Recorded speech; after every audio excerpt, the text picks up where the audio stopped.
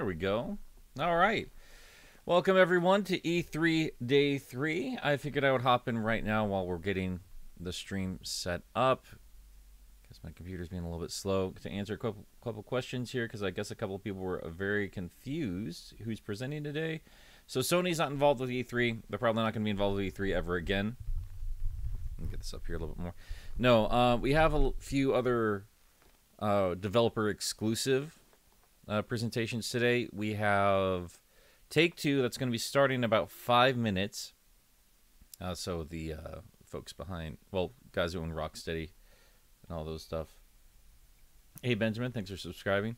And I won't be able to cover it for you because I have to go to work, unfortunately. But at 2:30 today, my time, Pacific Standard Time, you also have Capcom coming into play. So look forward to all that. That should be a lot of fun.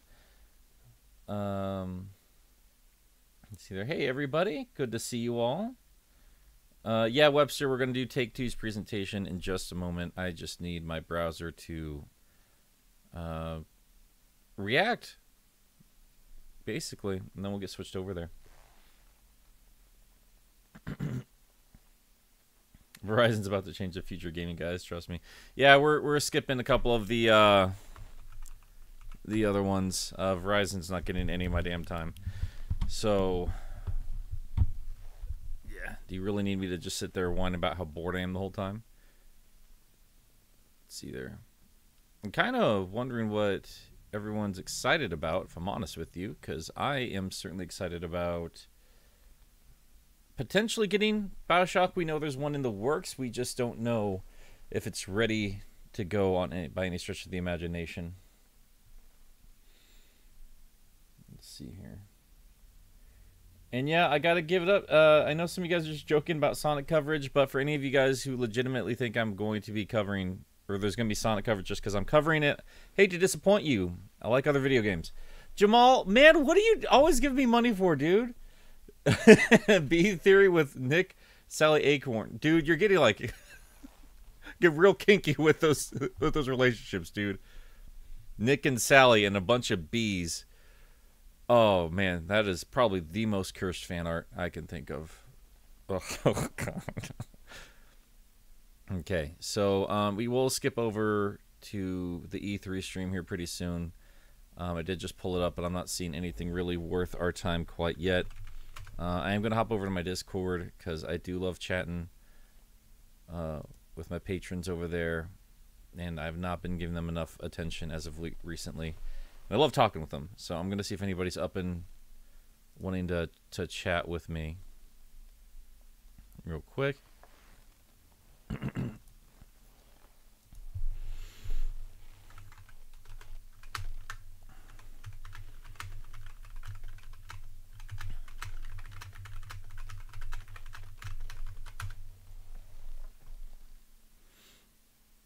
Oh, Macy just started.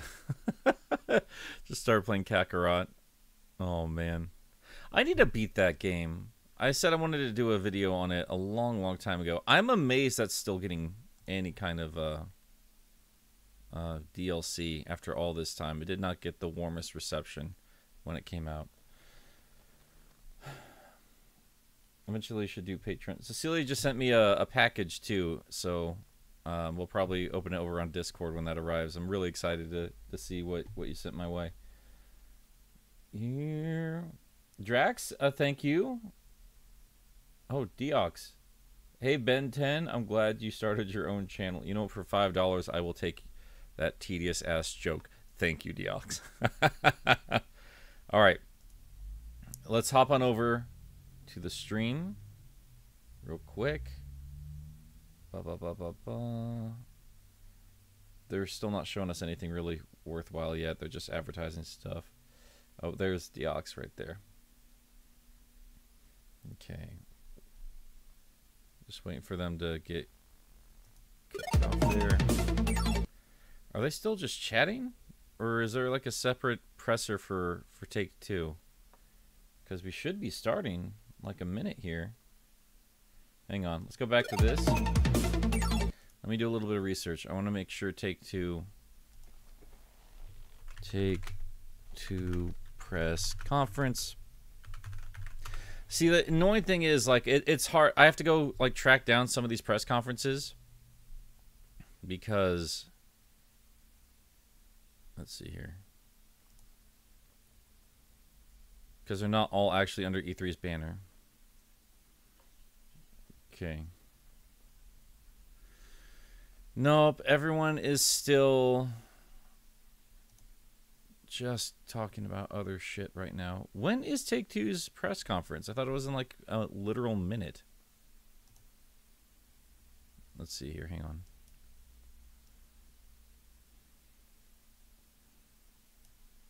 Okay, let's turn on to reflect that. So here's Take-Two with an important discussion Games on the Radar says necessity Take-Two of is just normal diversity, E3 channel and live stream. equity, Thanks, Webster. and inclusion, and the corporate responsibility to honor those things.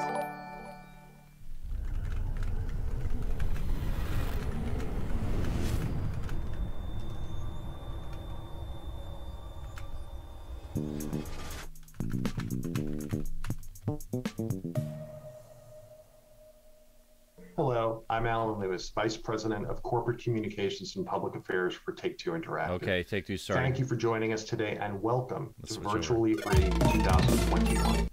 Take-Two, like many organizations, is deeply committed to and actively involved in numerous initiatives to enhance diversity, equity, hang on. and I'm gonna do inclusion something within real quick. our society and industry.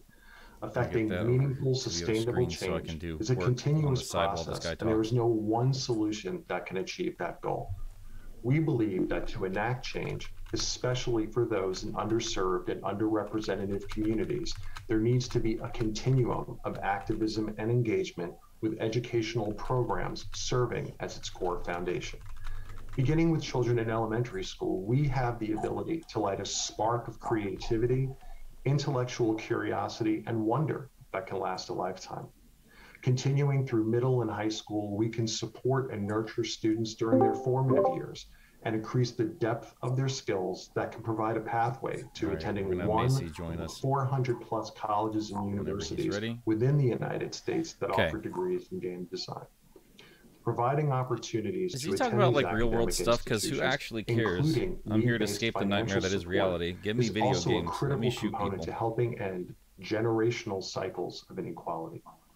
And while pursuing their creative and technical You're looking at it, degrees, buddy. students can learn firsthand from industry leaders that share their experience, acumen, and passion. You keep coming in and just talking about Sonic. I appreciate you being here, but like, together, if I ain't talking about industry Sonic. can execute this continuum. Look, we will I'm invest gonna play Sonic meaningfully in the Colors, but lives like, of the youth from these communities holy shit! for I more don't than want to talk about a decade 10-year-old Sonic before game they with all begin this their other crazy professional stuff they've been journey. announcing.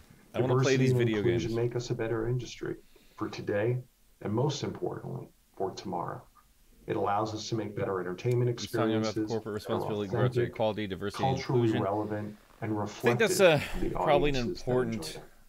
conversation to have Today, we've brought nowadays with all the together talk a few about of our crunch important and partners who will sexual share their organization's misconduct mission between and all role the in this endeavor, as well as their publishers, insights on how or we as an Ubisoft industry specifically. I don't know can about Rockstar continue or to any of them. take these important steps together for the future. Oh, We Jamal hope that just you asked. find their work So, Nick, as is inspiring Zippo as right we do. on the It is Sonic new now game my being at pleasure to turn E3? things over to If my so, how important colleague, are those Tony things anyways? Wadons, I just saw Director of Ricardo's video on it. Diversity I went to and Zippo's Inclusion, who will be the blog, and I moderator didn't for see today's anything about a new discussion. Sonic game. Thanks, So Alan. I'll have to do a little bit more It's my pleasure research. to be your moderator for today's session. Before we begin, I think I'd like Zippo's to just been introduce my very esteemed touch and panelists go as today. far as how We're going to start on off point with he is. Jim Huntley. I don't know. I'm Jim done paying Huntley attention to is him. currently the professor and head of marketing Except at for USC. very different things Jim from is a what faculty he's been saying. advisor, and he's an executive producer for USC Games Expo and a co-founding partner of CapU Gaming. Next, we have Susanna Pollock. Susanna is the president of Games for Change, which is a nonprofit that empowers game creators and social innovators to drive real-world impact. Well, it's Pacific through Standard Time games for and me here. immersive media. This is take two right now. Next to Susanna, we have Gordon Bellamy. Gordon is a professor of practice of cinematographic arts at USC. So far, he is also the head of Does USC anyone Bridge mind if I Incubator, turn this which is part a down? program that helps to cultivate Does anyone care the about next this? generation of leaders in the video game industry. Oh, I think Missy And just showed last, up. next to Gordon, we have Layla Shabir. Oh, Layla is the you're rather founder quiet. of I need to Girls fix Make that. Games, which offers a series of summer camps, workshops, and game jams designed to Get them inspire the game next generation of designers, creators, and engineers. So let me go get on your Twitch so I can at least see what's or Capcom live stream or something. The Capcom's not going to be on for a while. We're like just go to the E3 stream. They're doing Take-Two right now. Do you care about Take-Two at all? That was so important, and it was really just talking about the increasing role I mean, maybe that diversity, I care about equity, like one or two of the inclusion games. It is playing in the video game industry today. Just the one. So before we get into the big concepts that we're talking about here, let's just break some things down. I for think our viewers. this is just. Jim, can you help us understand and talk about equity and diversity and why is this the whole point of their conference? Is just talking about absolutely diversity and everything, which I mean, that's important. I'm just it hasn't really changed very much. Give me over time. video game trailers. The biggest change that people are seeing in the last 2 to 3 years are the lack of it in the modern era. That and just the stand there and sit on his pretty lack of hair head and stuff like that. Everyone's just there waiting for you. So what I like about working with companies like Take-Two, I actually don't play. Take-Two is the one responsible for Rockstar and stuff, right? Yeah, no, they own Rockstar. Endowment fund is that fun fact, I still haven't touched GTA 5. Getting more diversity in their ranks and getting more stories told from different points. I'm kind of tired of it. I appreciate that. That's great conversation. In 2021, we're gonna have GTA 5 and an E3 presser. That's just important to have these conversations. Enough's enough, man. Like, how does Skyrim get so much shit? Nobody talks shit about GTA 5. I mean, I guess it's because of the online stuff, but like, Jim, good God. Talk to us a little bit about that. Well, I mean, this goes to like games as a service, the online thing. As long as they're constantly updating something and adding new things, that's pretty important, you know. I mean, as much money as that thing's making, it is kind of important for them to continue to support it. It's just at the same time, we've been focusing on scholarships, but the challenge that we have, and I think the challenge. I can't really talk shit. I've not played through GTA 5, and I've always been meaning to play through GTA 5. I can't remember who to attribute to. There's a phrase that he used that I remember. You really don't have an excuse considering San Andreas exists in it. San Andreas was like my favorite game for a while. I really loved all of those games, all the PS2 or Xbox trilogy.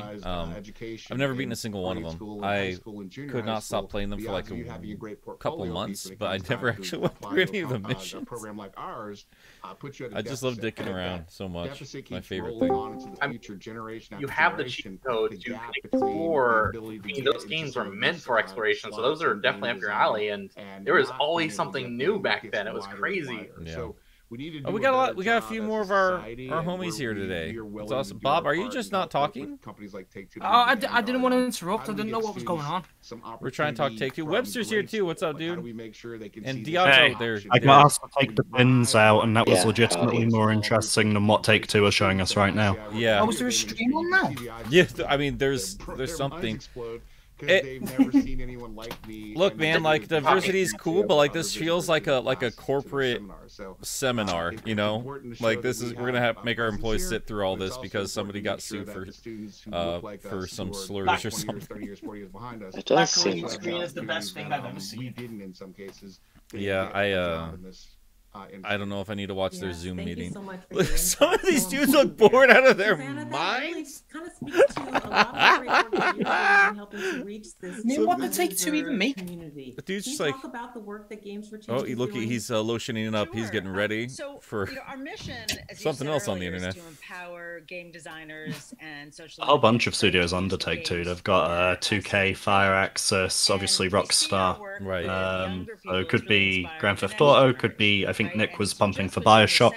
Yes, I desperately want a new BioShock, regardless of the fact that Ken Levine's not involved with it.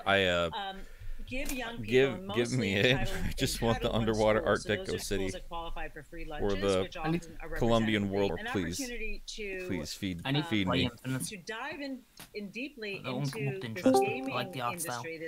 So are they basically just talking about their charity right now? I mean, I guess so. I mean, we could be polite and just listen to them. I don't want to. 30,000 young people in middle and high school. Q blocks. I came here to be disappointed, not bored. We also combine that with civic fantastic. Engagement. So they have to think about GTA how 5 games can help Part make their 2. communities better. So right from Take the Two is start, having a we business meeting want for to some reason. empower Yeah, them to I think guess about so. this I mean, really important we could at least medium, have fun not and just only as something talk they love shit to do, in the but they meantime. actually can make. They're learning GTA 5 already important confirmed for 21st PlayStation century 6. and That's what it's STEM gonna skills that can help them regardless of what career path. Well, I don't know Series why. X. See happen is that they I signed up for E3 and I'm getting a goddamn webinar. Yeah. Webster now. And part of our program, an important part of it is That's this idea no. of That doesn't even work. It does if you allow it, and you're just being a negative Nelly. I just realized I'm finally for once wearing the sweater I wear under my jacket that I drew for my picture. I think it's the first time I've actually put this on during a stream. You know, It's pretty USC cool. games. The Take-Two stream of all streams. For game design students to come and This speak is to kids. this So is we my can bring go-to people in from Riot attire. or That's what I Activision drew for or my from Take-Two my little to dude come all in and those say, years yes, ago. this is what I It's do, now torn and to this is shit, but I something for love you. it. And we do the same thing in New York and working in Atlanta and Detroit. I look and all I can all tell You're you honest, that you're having a students are coming tassel back for a year head. on year, and we're seeing them use this program to I sort of assumed with you it was like the episode of Doug where he opens his wardrobe and it's just 10 copies of the same outfit. Oh, I wish, man. I'd love to have just all these jackets. I've like. at Girls Make Games, and then You don't understand like what I've done to keep this jacket intact over the years. Like, there's a. I've had it. Well, I only got it fixed once. There was like a tear by the pocket, but it's showing a little bit of its age. But I mean, that's the point of a leather jacket is to be There's so many a little more long nuggets that you lasting. just pulled out there. And I got to give it The to him. different- This jacket's the been different holding up avenues pretty you well. can have and career pathways It's been that lasting are me in the for gaming industry. see, Just the 2021. activity that you can have in terms of having mentorship Almost 20 years and now. role models and Holy cow. representation, and just having good gamers out there. So there's so many things that you talked about that I want to hit on. Let's just pull I think Layla Golden into this Lightning and Tom conversation and Valeria just talk are about debating the amongst each other idea about Sonic idea stuff. of It's okay, mentorship, guys. You just representation.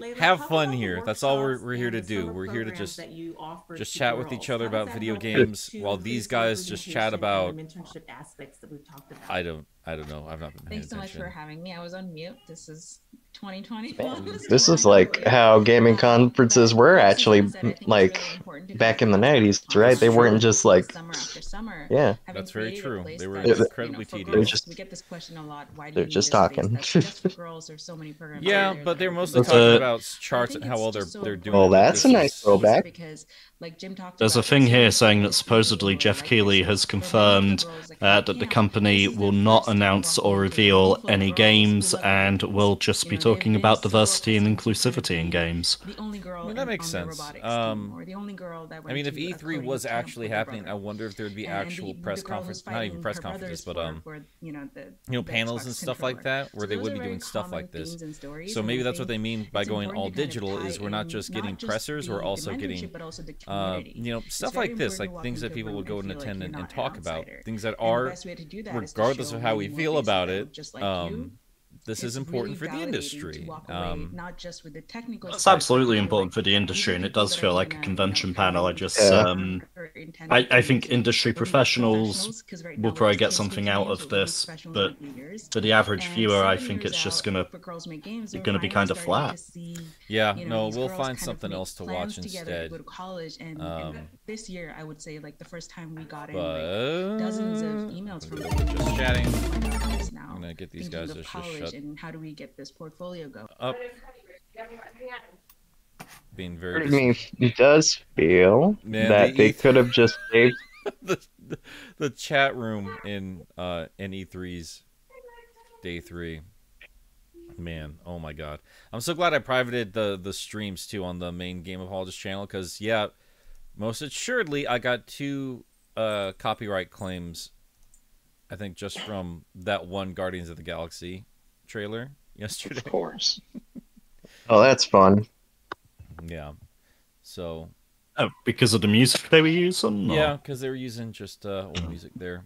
So I guess that's what E3 was saying, is like, hey, stream at your own risk, because you know, these are trailers, and I'm going to use old music that they're very, very defensive about.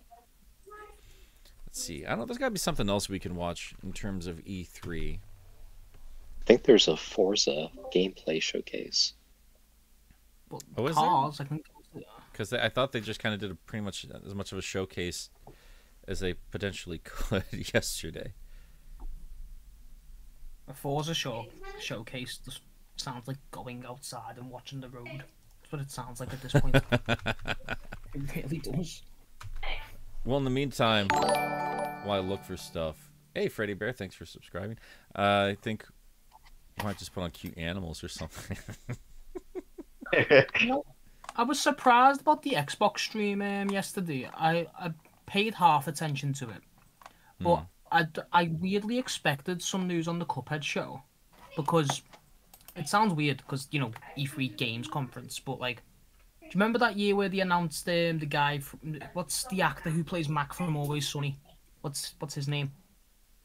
Oh, Rob Paulson, not Paulson. Not Rob Paulson, that's the actor. Rob something. I don't know. Rob something though. Yeah, but they announced he had a show, and like Nintendo Direct, like, it was at a Nintendo. It was the Xbox conference, and he announced the show. And I was thinking, are they gonna start like showing off new stuff that are related to games, not just games? Because remember Ubisoft announced like there was a Tom Clancy movie and stuff. They do that every now and then. I'm glad they didn't, because if it was anything like Gearbox, that was a fucking nightmare. God, that was terrible. Watching just Randy's greasy ass face just try to smooth up people on the set. It's obnoxious. He looks like he well, it came across like he thought he knew everything, which knowing him, he definitely does. But like he doesn't know anything as well. You know what I mean? He just thinks he knows everything. He's just kind of a creep of a dude. That's what it Oh, comes down to. Let's see. I'm trying to see what other people are saying. Nintendo so far has been my only hope for E3 picking up this year. I mean, it's not been good, but yeah, I mean, we're gonna stream it tomorrow, so we'll do more than just chatting it up here. But I'll check out the E3 schedule so we can see specifically what is due in here right now, because otherwise we might just watch Macy play some more Kakarot. Are you gonna watch Capcom today? I won't be able to. I will have to be driving to work as soon as it starts, unfortunately. Oh, damn. So anyone in the chat, if you want to hop into my Patreon to help me make this a full-time job. Like us. Yep, like all these amazing people I am chatting to. And I actually miss chatting with you guys. I was really hoping to hop on here at some point to get some of your opinions. So speaking of, real quick, yeah, I've not really heard anybody's opinions here. I've seen some of you guys chat about. Did Macy leave? Where'd he go? Yeah, he left before. Why? I don't know. He does this. Oh, it's Boojay. Boojay, you're supposed to be Macy. Keep telling you those damn profile pictures. I get everybody mixed up now because I can't tell any of them apart because it's all the same art style. Glad I can help. Let's see here. No, going back to Bob Mant's point a moment ago, the Xbox showcase was actually pretty good. It's been the highlight of E3 so far. What the hell, dude? That's 40. That's too much money. What on earth are you doing? Oh my god! Just a little money. Well, it's not that much. I appreciate it, but good god, dude, that is. That's a copy of Balan Wonderworld right there. Like I need to do something. I feel like I can do something like illegal for you for that much money. I mean, what was you literally could have just asked that, man. You're a patron. You could just ask me. What games from the other day caught your eye that aren't major announcements? Also, that jacket for sale. It is not, and I've actually not been able to find this exact jacket online again. This was made during. I mean, everyone just says like I'm copying Ben 10. No, we're all copying Hugh Jackman. Is what we're doing. This type of jacket was a big deal when the first couple X-Men movies were coming out, and they just came in a couple different colors. I think he's got like by X3 he's got like a yellow and black jacket, but I mean, yeah, I mean striped jackets were for everywhere, but this was the only one I ever saw that had the green and black, so picked it up, and I think it was from like an Wilson's outlet shop or something like that, so it wasn't even like sold in one of their major stores, if they even have one. And now it's stuck with you forever. Cecilia, oh, where's the Patreon link? Oh, Cecilia, you don't have to. I appreciate it. I mean, I don't think I have it in the chats anywhere here. This means just patreon.com/gameapologist. But yeah, we should probably answer.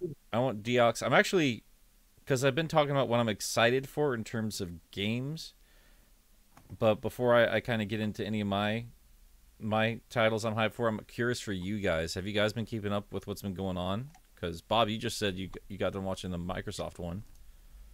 Well, briefly, I've kept up with it like through this because I'm subscribed to PlayStation and Summer Game Fest and Nintendo. I'm not really subscribed to Xbox. Sure. Like the trailers will come into my sub box, so even if I didn't watch them live, which will probably be the case with Capcom tonight, I'll noted of them.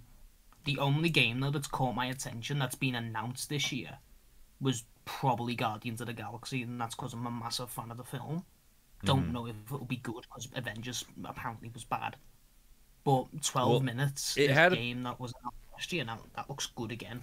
Well, it had to be made around the same time. Like it had to be in development. Like this wasn't made after Avengers. There's just no way. As far along as it is. But it's not even it's you just play as Star-Lord and Guardians, right? Yeah. Yeah, it's single player Star-Lord.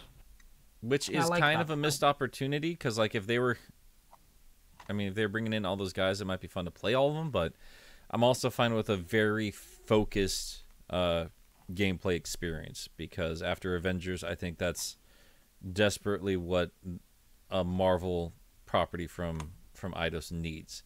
So this needs to be a win for them. So I think going back to basics and making just a solid game is going to go a long way, because Avengers got greedy and it prioritized all the wrong things. And it suffered for it. So, yeah. I mean, they've just announced Black Panther's coming, or they showed the trailer of them coming now. Yeah. And no one cares. No, I mean, I'm sure there are people that care. I mean, there's a lot of new fans after the movie came out. And unfortunately, there's a lot more attention, with Chadwick Boseman's passing. But, I mean, everyone, yeah. It was going to take a while to capitalize on. Oh, Trey, thank you for following. It's going to take a while for that to capitalize on the movie. You can't just whip the stuff up, like, out of the blue. So, yeah. I mean, a lot of people asking a lot of questions here. Oh, my goodness. Yeah, I'll get to the questions here in just a minute, guys. But like the bigger conversation I wanted to have with our folks here was what games they were hyped for. So, Bob, your top game is Guardians right now. Diamond Duke, thanks for subscribing. Is it? I mean, I don't know if it's my top game. It's the one I'm looking for, like, most interested to see more of, which surprisingly because they showed that much. The one I've got like the best, like most certainty of a game, even though it wasn't announced this year, was 12 Minutes. The one with Willem Dafoe and Daisy Ridley, because that looked good when they showed it off last E3. And I'm surprised it isn't out yet, because it didn't look like, a big game. But Willem Dafoe and Daisy Ridley are in it, so it's like, okay, they've got a bit of a budget now, so that I've got like not certainty but high hopes for that, and I think it will be good, because it just looks solid. That's fair.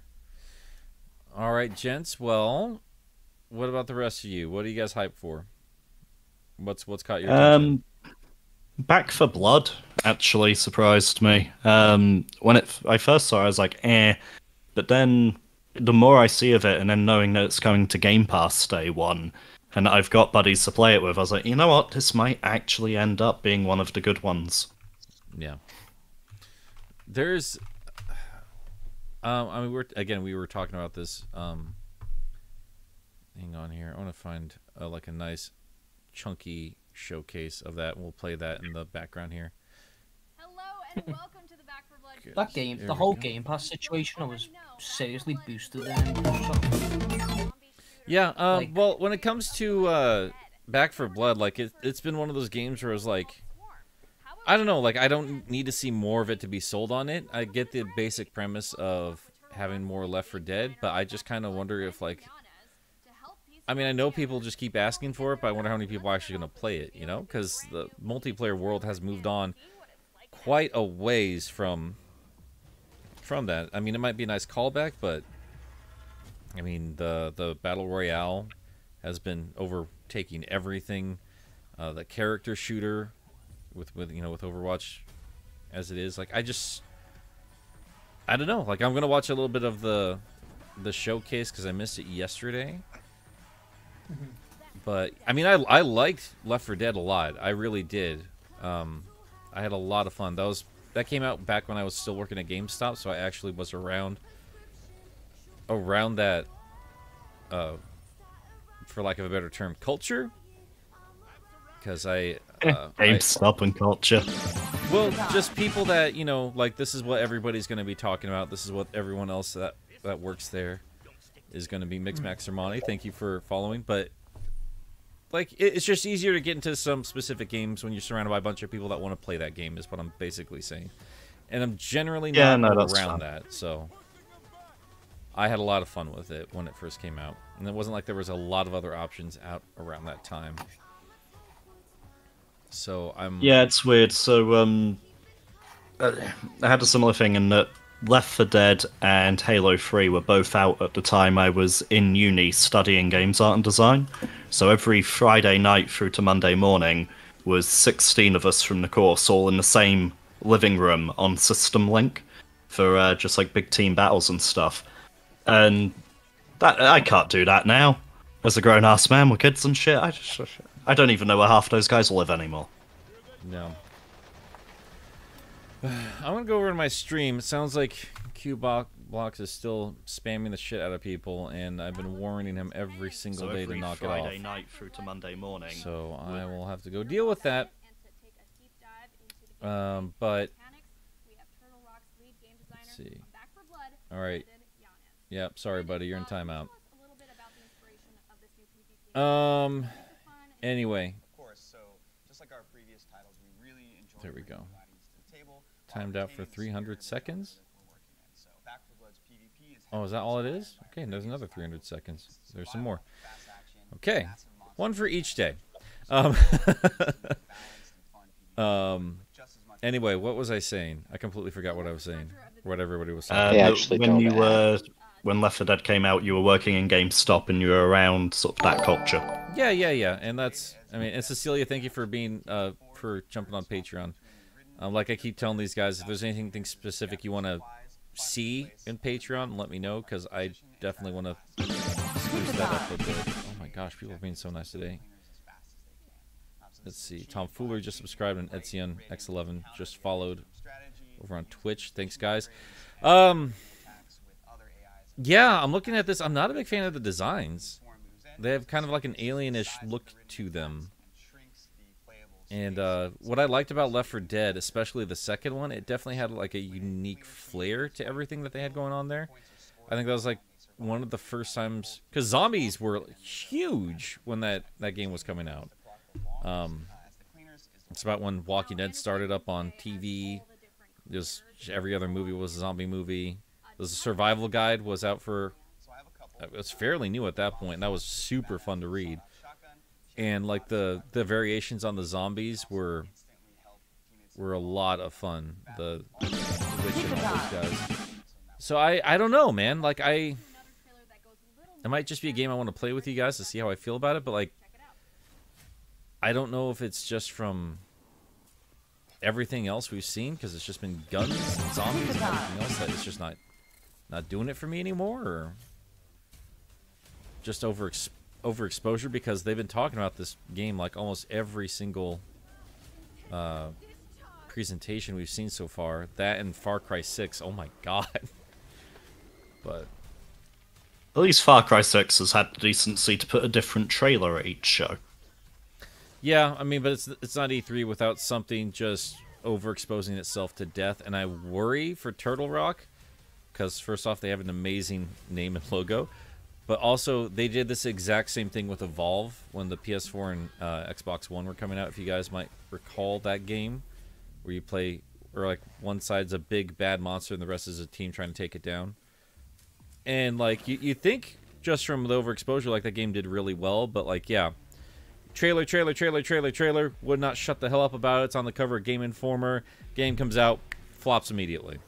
I mean, it was a really bad time, and I wonder, because part of it was them getting greedy with the post-launch stuff, or might even be pre-order stuff.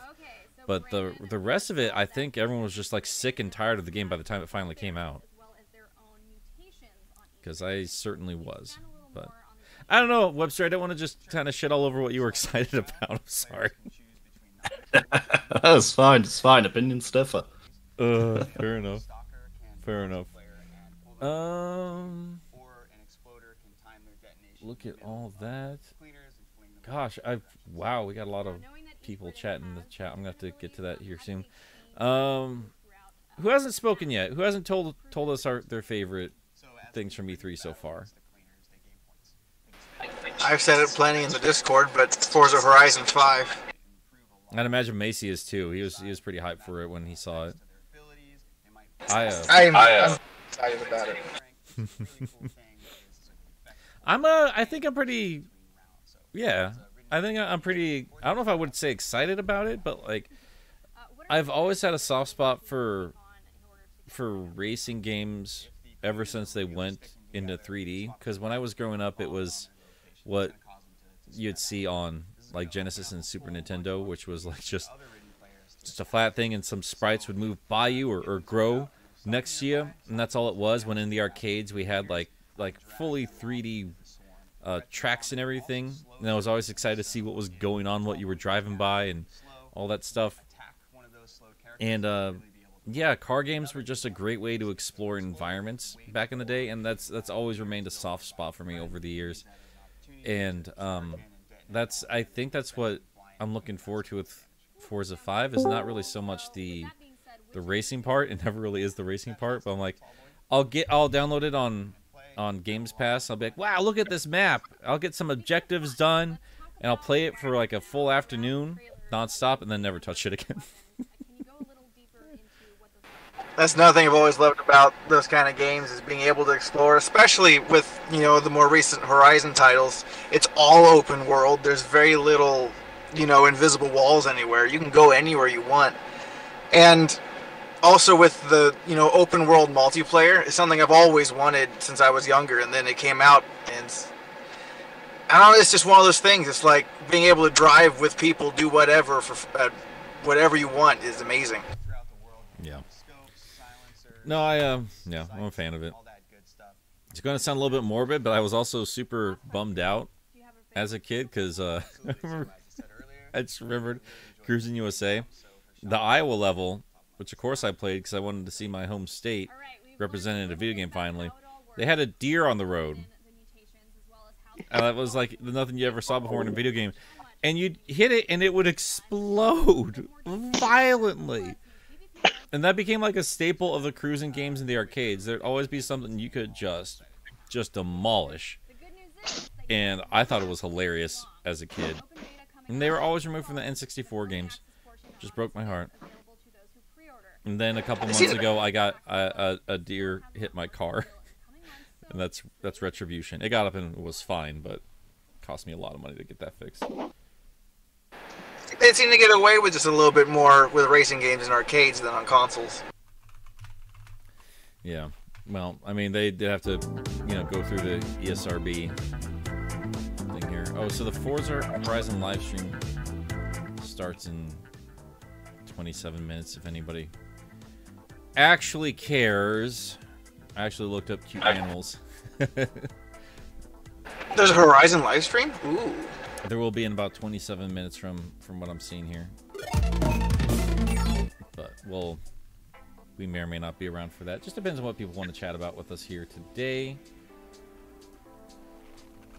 So, yeah, the Twitch chat's pretty quiet, but I appreciate people being there. YouTube's being much more lively. That's not too surprising, but I appreciate everyone being here regardless. Has E3 ended? It's not. It's just more of a quiet day. Flying Burger, because Flying Burger was asking if it had ended. But don't go to Take-Two. It's awful. Yeah, no, we were just there. I'd have to change my stream name because I was expecting video games, so that's on me for not doing a little bit more research there. Okay, and to be fair, I got called out on the Warner Brothers stream last night, so I stayed up for it. And I sat expecting, like, Suicide Squad and Gotham Knights and that kind of thing. Sure. No, the entire half an hour was just Back for Blood again. Yeah, I mean that's kind of why I bounced when I did yesterday. Just was not doing it. I'm looking through Twitch right now because I don't spend a lot of time actually on Twitch, and I'm just seeing a lot of girls in underwear. Is that most of just Twitch and hot tubs? Why the fuck are there so many hot tubs? Welcome to Twitch, dude. Oh, just want to stay more moisturized. That's it. Yeah, totally. You can stream porn. Why would you need any of this? Right. Hot tub monkey spinning? What? Got my attention. Okay, you gotta stream this. We're going over to that. Hang on.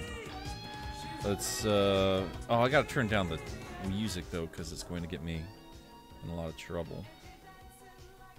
No, just shut up. I don't want to get another talking to you because there's 80s music. Let's get over the live scene. So that...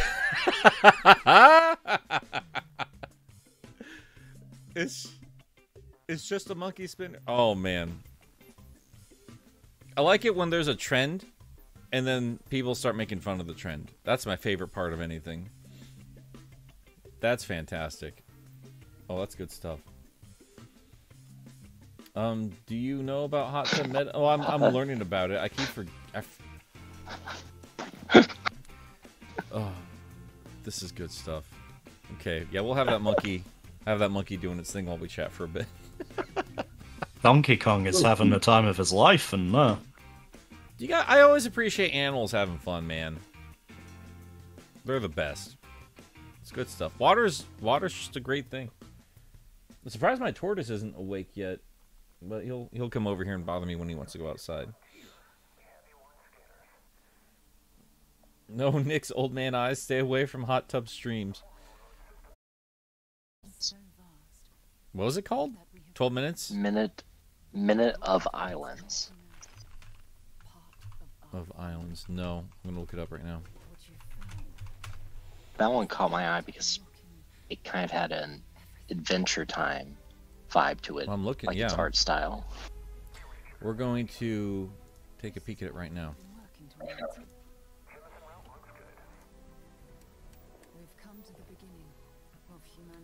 Hang on, I have another thing playing in the background. What is that? Just go away. There we go. Sorry, monkey. We got other things to do today. Okay, let's take a watch of Minute of Islands. They all broke at the same time. And a girl named Moo. She knows what must be done. When the blight first came, people began to panic. And now, the spores are taking hold of whatever remains. Whales. Yeah! Moore's family is still here, however. She has been tasked to protect them. After all, she is the bearer of the Omni Switch.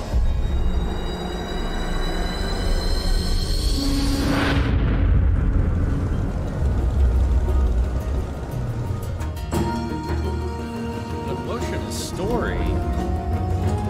Fish here. I gotta say, I'm not the biggest fan of the Adventure Time art style, but it works really well with organic shapes. So all the rotting flesh and seaweed, tentacles, and overgrowth. Minute of Islands. What's Minute of Island? What's that mean? Because I don't think they're measuring that in the form of time. 4 brothers. Let's see here. So that, I mean, it looks interesting. I don't really know what the gameplay is. So looks okay. Looks all right. What else did we miss yesterday? Did you guys catch anything else that nobody was really talking about? The new Stalker game looked pretty good. I mean, even on a crunch stream at, at 1080p, I looked down and went, ooh, when it showed the graphics. Yeah, that was good shit. I'm going to try and find, because there was a new video for Jurassic World Evolution 2 yesterday. And I think it was just a species field guide. Species field guide, Triceratops, best in slot. Did you just post it as is, dude? I mean, if anybody's going to be doing it on YouTube, that'd be him. He's a big dinosaur gaming YouTuber. So we'll take a look at his video on that. There we go. Darcy. Stalker 2 reminds me that I should play the Metro trilogy. Me too, Drax. It reminds me I should play all of the games. I've only played a little bit of the Stalker games so far. It is best known for its trio of facial horns. These adornments are not just for display purposes. The brow horns in particular can inflict considerable damage to any dinosaur that dares to Got little fat warbles on his neck. Okay, well, that's all that is to that. Okay, I mean, that game's due out this year. I would really like to know what new features it has for the other one. I know nobody gives a shit about that game if my views are anything to go by my coverage. But what did I miss, fellas? You missed a Triceratops' fat little jiggling neck. That's what you missed. Fuck. That's what you get, buddy. Oh, I want to. Was it hot? So Take-Two's still at it. So we're gonna keep ignoring them for a little bit longer. Have you actually announced anything yet, or are they still saying? No, it's not gonna be that. It's them talking about actual serious adult things, which we're not here for. Let's see. Yeah, like one of the things that I saw that I really liked was They Always Run. That looks super atmospheric and pretty great for the low grade graphics it's got. You said They Always Run? Yeah. All right, let me go take a look at this. Because I'd not. Just Yeah, I press entirely missed the right PC here. Gaming Showcase yesterday. It looked corny as shit like usual, but I was hoping they'd announce some other stuff. I guess Gabe Newell came by and everyone was excited about it. And all he really did was just pimp his own show out. Yeah, he literally said I mean, the new TF2 class is coming, guys. Don't worry, it's coming. It's coming. Shredder's Revenge hasn't been shown off yet, has it? The C3? No, not yet. That's a no. That'll be a Game Fest thing, I believe. That'd be. I think they I'd showed be some art of it. still be talking about it. Oh, yeah. I'm surprised it wasn't shown off a PC game. So it might be at the Direct, actually. It's due out. Well, no, I don't. Well, maybe. Who can say with Nintendo, really? Michelangelo joins the fight. It just sounds like, I mean, the Ninja Turtle cameo in Brawlhalla and the new game, it feels like placeholder stuff while we wait for whatever that Seth Rogen movie's going to be. Well, wait, Seth Rogen movie? He's producing a new TMNT movie. Oh. This is really And pretty. yes, Sam, James Franco is the Shredder.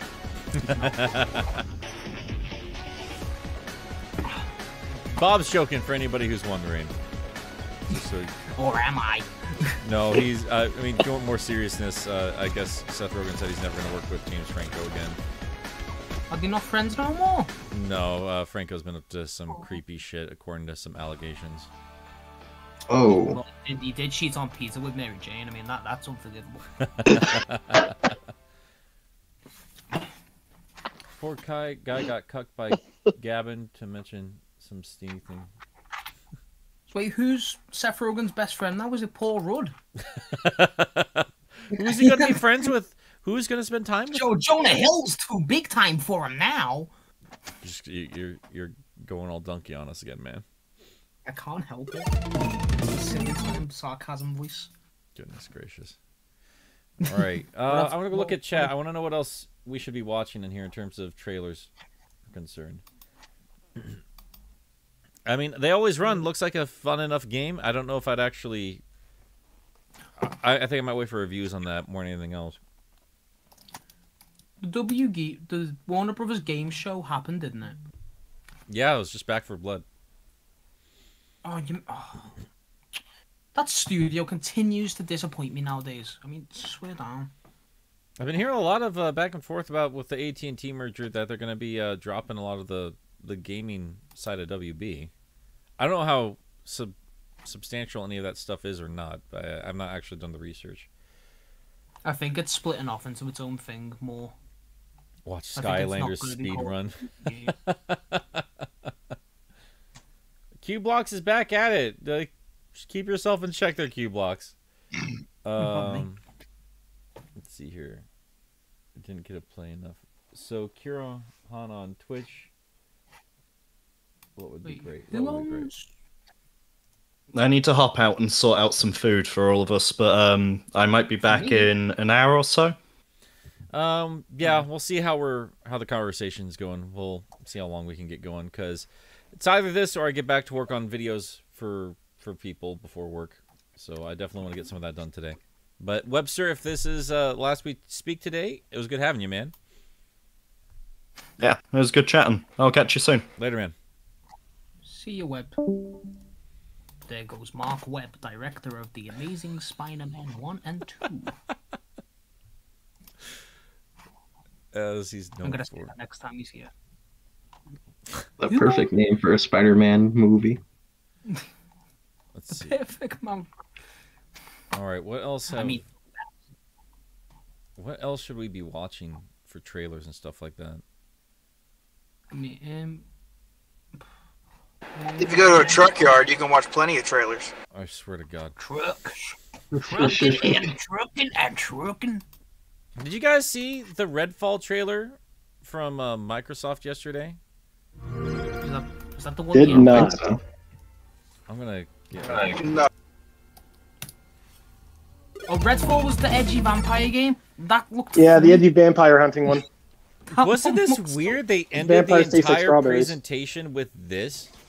I thought this was so weird. Like, it's an edgy vampire game, and they literally announced another edgy vampire game just a couple days ago. It's not. It's Bethesda, right? It feels like they're trying to force vampires to be the next big zombie craze sort of a thing. Well, Castlevania's doing well, apparently, even though they're not making new games. I mean, they have a good show, so that's... Hasn't it? Yeah, the show is carrying that one. No. Oh wait, no, right. So the Castlevania show, that was the last season, but they're making a spin-off season or a spin-off. Oh yeah, yeah. It's gonna include Richter. I was kind of hoping they would move on and do something else, but yeah, because I'd like to see some other Belmonts. But I have a feeling I'm gonna miss whatever the fuck his name is in the current show. Trevor, yeah. Trevor, I think. Yeah. I always thought it should have been Simon. I mean, like, Simon's the most iconic one. He is, but you can't get Alucard in there if you got Simon. And they want to get Alucard in there. I just don't want to watch a Barbarian. I don't give a shit.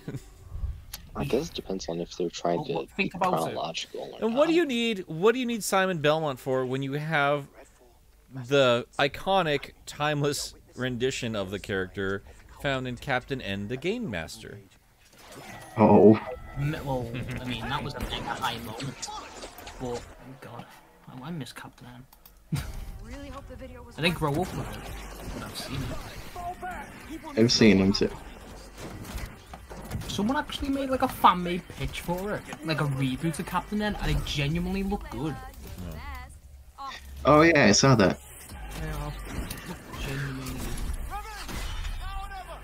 I don't give a shit about this game. We already, like, we're not even done. We're 2 minutes into this trailer, and everybody stopped talking about it. We don't give a shit.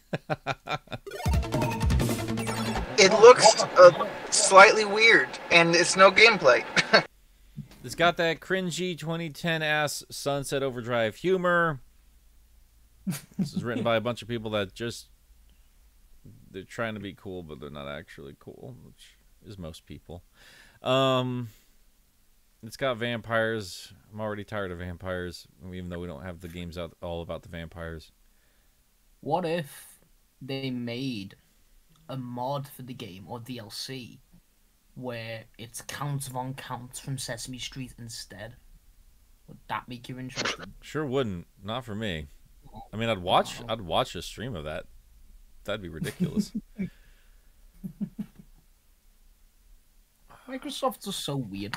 I don't get them. Like, they've got so many good IPs sitting there, just begging to be used. And I know, like, you know, a Banjo-Kazooie game like a few years ago would have been like a stupid move in a way because they weren't like a certain hit. But like I think obviously the Smash thing's a big deal because everyone was overjoyed. But like Conker's the one I don't get why they like didn't continue, improperly anyway. Like remember Young Conker and what was that like make your own game they had? Was it what Spark something? Yeah. No, that fell tech apart demo pretty quick. thing. Yeah. But like Conker's always the franchise from Xbox that they own. I've always thought that makes the most sense to continue because it actually stand out in your IP. It's like it's an adult platformer. Like I can't think of any other one that exists on the top of my head. That's the one thing I still have a pretty big issue with outside of like Killer Instinct. Microsoft's been incredibly weird with this beloved, cast of characters that they've picked up from Rare, and they've mismanaged the shit out of them ever since they've acquired them. Not sure why. I really don't know. I mean, Perfect Dark's coming back at least. That's cool. At least I do like that. 'Cause that fits in the most with today's landscape. I guess I just always thought that was a very much of its day kind of a shooter. I just feel like everyone's just kind of moved on from them. Like after Halo hit the scene, like it was just over and done with. Like enough's enough. I agree. I mean, they could really play into the alien angle of things, which I think could make it interesting. But no, whatever. Oh shit! Yeah, they made the new Battletoads game, didn't they? I forgot about that. Yo, let's not talk about that, please. Was it not good? Oh god, it's so bad. So bad. So I want to see if the Final Fantasy, dude. I've been laughing my ass off at all the jokes. Gilly the kid pointed out like there was just people were. I love the internet. Like they were just on top of the memes for Final Fantasy Origins. Yeah, I mean it was a bold move to have Eminem be the main character. So very cool. Final Fantasy what? Yeah, he's the warrior of light, dude. Limit break ready. I'm going to see if anyone actually has any gameplay up of the demo because I've heard it's corrupted and unplayable. So yeah, it breaks PS5s apparently, which is I'm glad I didn't download it. Sounds quality right there. I re-downloaded Brawlhalla today, expecting the Ninja Turtles to be on the game because it did say play now. They're not there. I thought they weren't out for a few days. It says play now on the PlayStation trailer. Well, I'm gonna play the game now. I don't know. It's a fun game. It's BTEC Smash. So I used to try to play it competitively, and then I fell out of it after a few tournaments. I like the game. I liked it because it was the closest I'll ever get to Rayman and Smash, and that made me sad. I think this is just a fake thing. Yep, Jojo, you're lying to us. I'm not giving you any more of my time. Wow, there is not actually any footage of this of this demo. They can't play it. Oh, that bodes well. Yo, the dialogue for that game though is sick. I can't wait. We're gonna go over so cheesy. The new Final Fantasy Origins game. Yeah. This guy's gonna be. The game's scheduled for next year, but apparently the demo came out last night, this morning. Is it just him saying that you can't play it? Yep, that is the joke. Didn't need a whole minute of that build up there, friend. June 16th. What happens June 16th, Blue Jay? Turtles and Brawl. Oh. What date's it? It's June 14th today. Never. You know what's weird? That's not even like the first time we've had Turtles in a Smash Brothers style scenario. They had their own Smash Brothers clone game, made with people who worked on Brawl. Was that on the Wii? Mm-hmm. Yeah, Ninja Turtle Smash Up. Is E3 done talking yet? I don't think so. Unfortunately, I've been keeping an eye on it. They might need to take 2 of them. God damn it. Oh my god. Funny man. So I can't help myself. I enjoy it. I'm gonna strangle you. Chat, what else should we watch? Help me out here. I can think of a few things. Psychonauts 2. Psychonauts 2? Yes, Psychonauts 2. Okay. What about Party Animals, dude? That game's sick. Bro. Do we know if the Gang Beast team is working on that?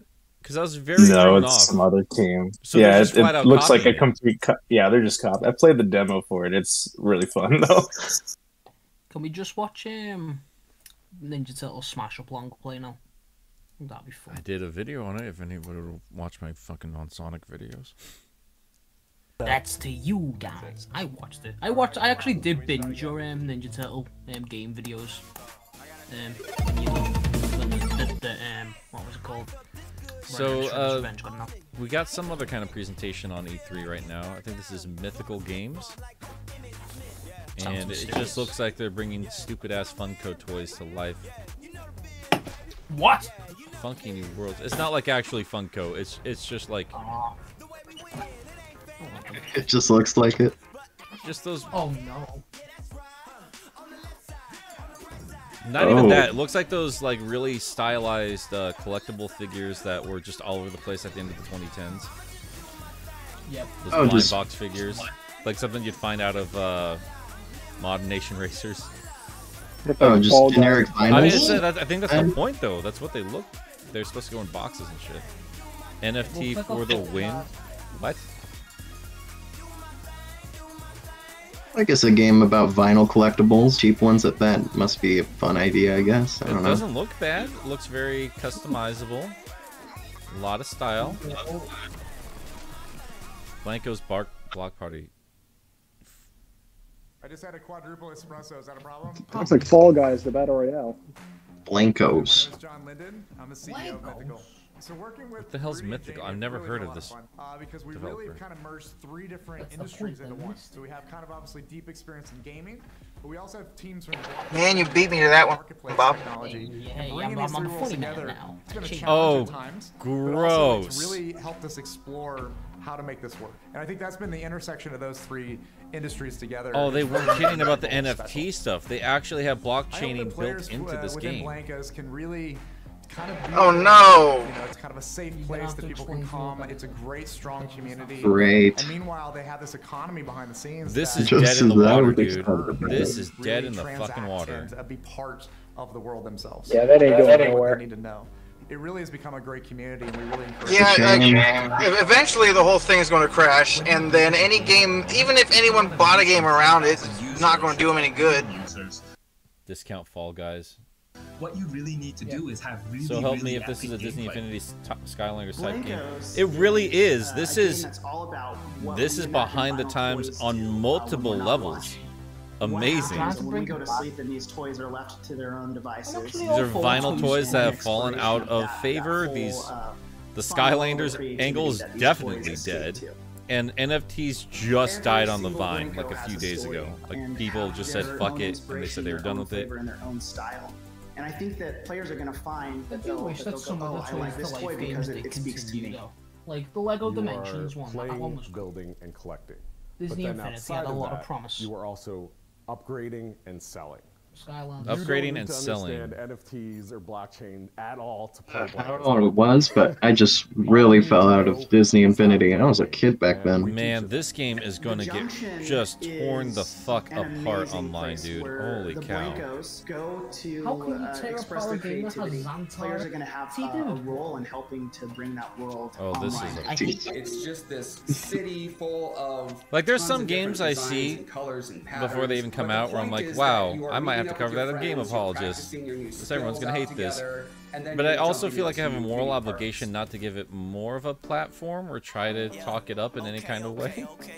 Players can build Because their I don't really levels want to using talk up our Blanco NFTs and build tool. blockchaining. They I can think it's a make very whatever level they want. They can stupid trend. set the terrain, And I think then people they are can already set tired of the it. win conditions, and they can set the game type. So Okay. you can make this I'm glad to hear about that. Or you can make this level into. Oh hell, now it's a race. NFT the game. It There is are things NFT the that game, we Golden didn't even Lightning. think was Holy cow. possible with our level editor. That they Can't wait for the memes. I've If seen people even levels talk about it, that that's the thing. recreate I don't even know if people are going to be talking particular about it. Science fiction. They seem more movie focused on that I having might a not be really able to sexy say. ass I wanted dev things studio that than they felt am like beautiful have pieces the of fucking art. game. We're just continually adding to this. They all have huge obnoxious library designer of clothes and buildings haircuts. and houses and vehicles. This and dude that just kind of has stuff. straight up like Things that you can backpack throw buckles on his together fucking into coat. to make your own block That party. guy has French fries for hair. Over 20,000 block parties. Once they're done playing it, there's a rating system, 1 through 5. Hey, look at that so hue. you can really get that What a feedback hue. from the players. Look at that shitty There's scam version of over Roblox. 70,000 NFTs that have already been I don't know purchased in shit our about open Roblox, beta, and I'm never gonna pretend to, but I we've been I seeing do just respect tons and tons of people smaller jump in. games, just making it big and Now resonating that with people. NFTs are I moving like into that, the like mainstream, the most the kids important that thing are for gaming, games, like they're for gaming deciding what's studios popular. that want to focus I think on that's NFTs amazing. I love is to that. really ensure that their It's too gameplay, bad their player Five Nights at experience Freddy's turns is out to be a on little, par or exceeds bit anything of a else shit. in the I ain't gonna get mainstream into it market here, today. but We're putting the fun in Oh, yeah, we know. tokens. That's what kind we're of doing. putting his money It's gonna be towards really exciting to see unsavory people. The game, the community grow over the next few months. That's- what we're building that's here with his NFTs choice, I and suppose. blockchain really changes that script because then it's oh shit, I remember Mighty Beans. benefit and profit off of all the Oh my god. Damn, dude. Oh, Damn. that threw me back. It's cool. In that world, I could Oh, create a that threw me painting back. and sell a painting, and then that I painting had goes off Spider-Man to a once. collector, and then I get paid once. You right? had And then these I have Spider-Man? No idea, no control. Yeah. Who gets the other Whoa, the painting. what did he no say? Idea if 20 people sell it down. the He road said, for X "Please amount put of me money, down." I never see a dime of that. What I did have you no say? idea the thing. So They're one of the talking No. more cool about things making money than they NFTs are is about that the smart actual contract video gets game. locked This in, is and just and you're fucking able to just not obnoxious. only track who That's gets a it, huge but red flag. share that profit forever. Well, I'm glad other people Oh. aren't covering One will this collect for particular love. The other side that you want to collect for Well, we This can at looks least decent. be satisfied that of it'll have as much of an cultural impact as Duke You Nukem know, when Forever's we launch. look at the collector world today, vinyl toys Mighty are on Beans a go tear, brr. right? Just the very fact that Blanco's Block Party created a platform Everyone's talking where you Mighty can not Beans. only collect Damn, I didn't know that was digital just a hype vinyl thing, toys dude. Like, created by I just epic grown out of vinyl toy all the artists, but like at my the same collectible time, crazes were use like, those vinyl toys to battle other people what did I in grow up games. with? I truly Pogs. believe that the magic Yeah, formula Pogs for for, sure. you know, not Pogs was only only epic hyped for like a appreciation year. on It the was assets really weird. themselves, It was like but 1 also year, the and then everyone element got the of fuck over enjoyment in playing the it. game. But like for that year, it Everyone was else Today's gamers are everywhere. used to having a lot of control over Tamagotchi was after that. the experience that they have. We've seen that in the trend of Tamagotchi, coming out over the Digimon, last the 10 original years. Digimon Players ones that spend a came lot with of you. time online. They spend a lot of Digimon, time I in felt like space. was kind of like That's where they it wanna came express out. themselves through There was like skins, through cosmetics, through the things that they buy through I games. remember It was this as for a the kid. Tamagotchi people who didn't want to have a pet and wanted them to be battling. It's like they wanted to be the edgy Tamagotchi. It was for the boys, is what it was. Anytime there's like a popular, like a girl-themed toy, I mean, they would do this. Like they gendered toys as much as they did. They still do, obviously. But like if one was doing really popular, they'd try to find a way to appeal to the other set of genitals. Oh, So like the most Polly Pocket morphed into Yeah. Mighty Max. You know, That's exactly what I was the gonna say. Treasure Trolls morphed into Gem Defenders or some shit like in comic books. Gem Defenders. It was just like Trolls with He-Man toy molds. It was ridiculous. These concepts as collectors ourselves. Pokemon, yeah, Pokemon cards was that started during my youth. I just didn't care. I do have a couple Pokemon cards because I thought the art was pretty, or they're like giant versions of Pokemon cards.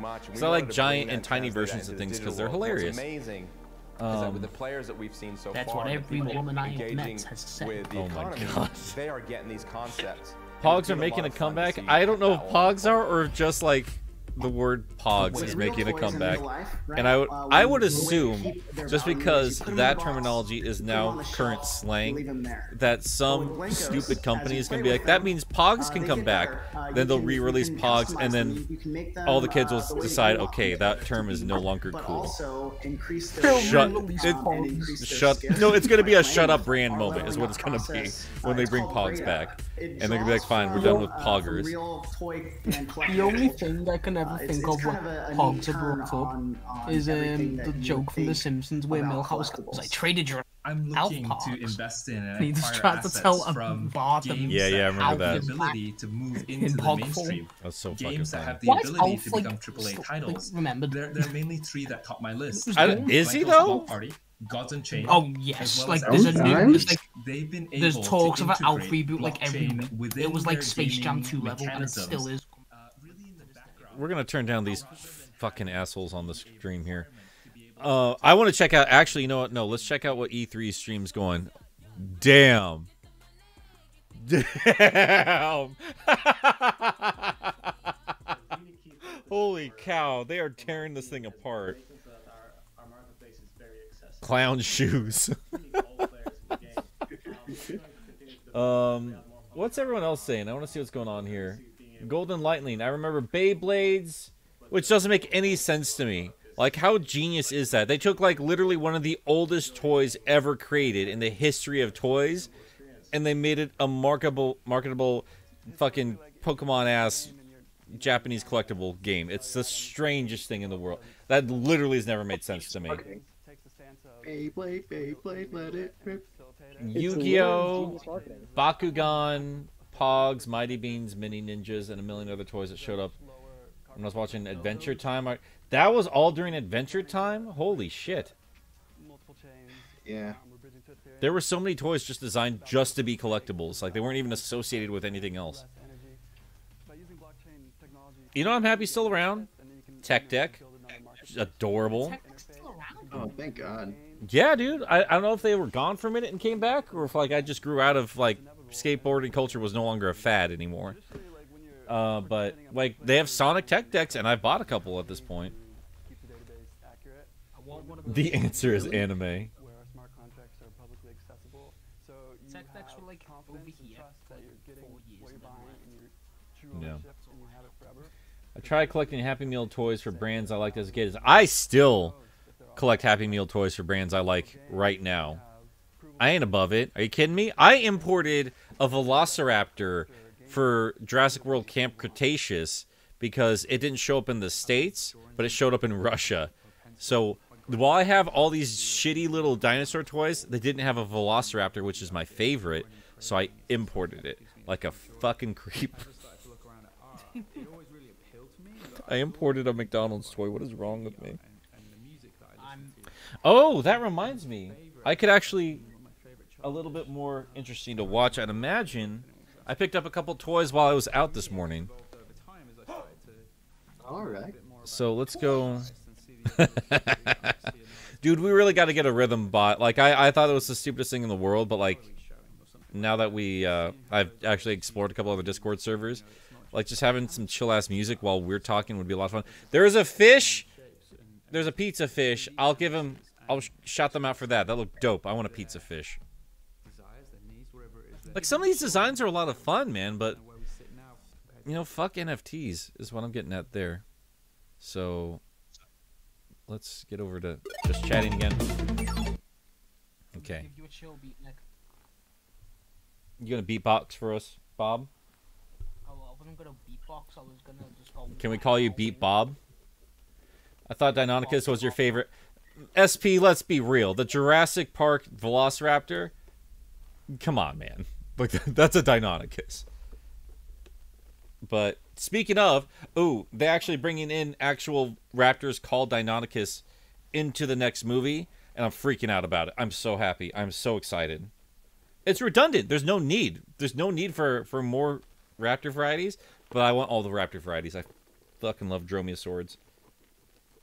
How many are there? Oh, so many, dude. So many. Speaking of, I stopped by Target, as I always do, in case there's new Jurassic World or Sonic stuff. Because that seems to be the only place that has new stuff for there. But I found Dinobot, which is fucking fantastic. The only type of Transformers I've ever liked was the Beast Wars version, because I like animals better. And, of course, my favorite was going to be the Velociraptor Transformer. And I guess they're going to be bringing that cast back for the Netflix stuff they're doing with Transformers right now. So I'll definitely be checking that out.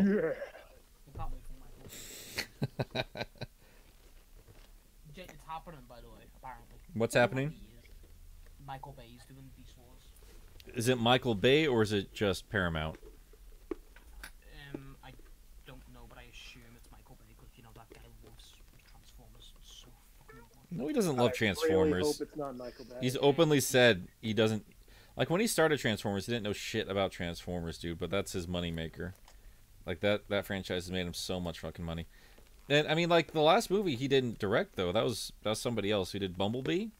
And we actually got a decent Transformers movie for a change. So... I mean, hell, if they just took the old Beast Wars show and turned that with better graphics nowadays and just didn't change a thing, it would be golden. It would be a great show. It would be a great show that was very, very well written for what is essentially a toy commercial.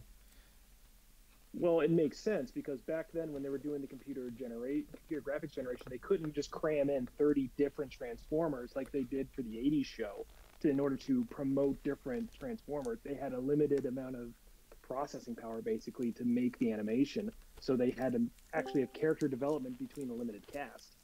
Well, I mean, they still had to promote stuff, though. I mean, that was part of the reason why they jarringly took characters out and brought new ones in the latter seasons. I mean, there's only 3 seasons, but when they got to season 2 and 3, especially in season 3, they just started switching out casts like left and right, and I mean, they had all this character development for a lot of people, and then they would just end up just killing them off, like that pterodactyl, which was setting up to be like that version of Starscream.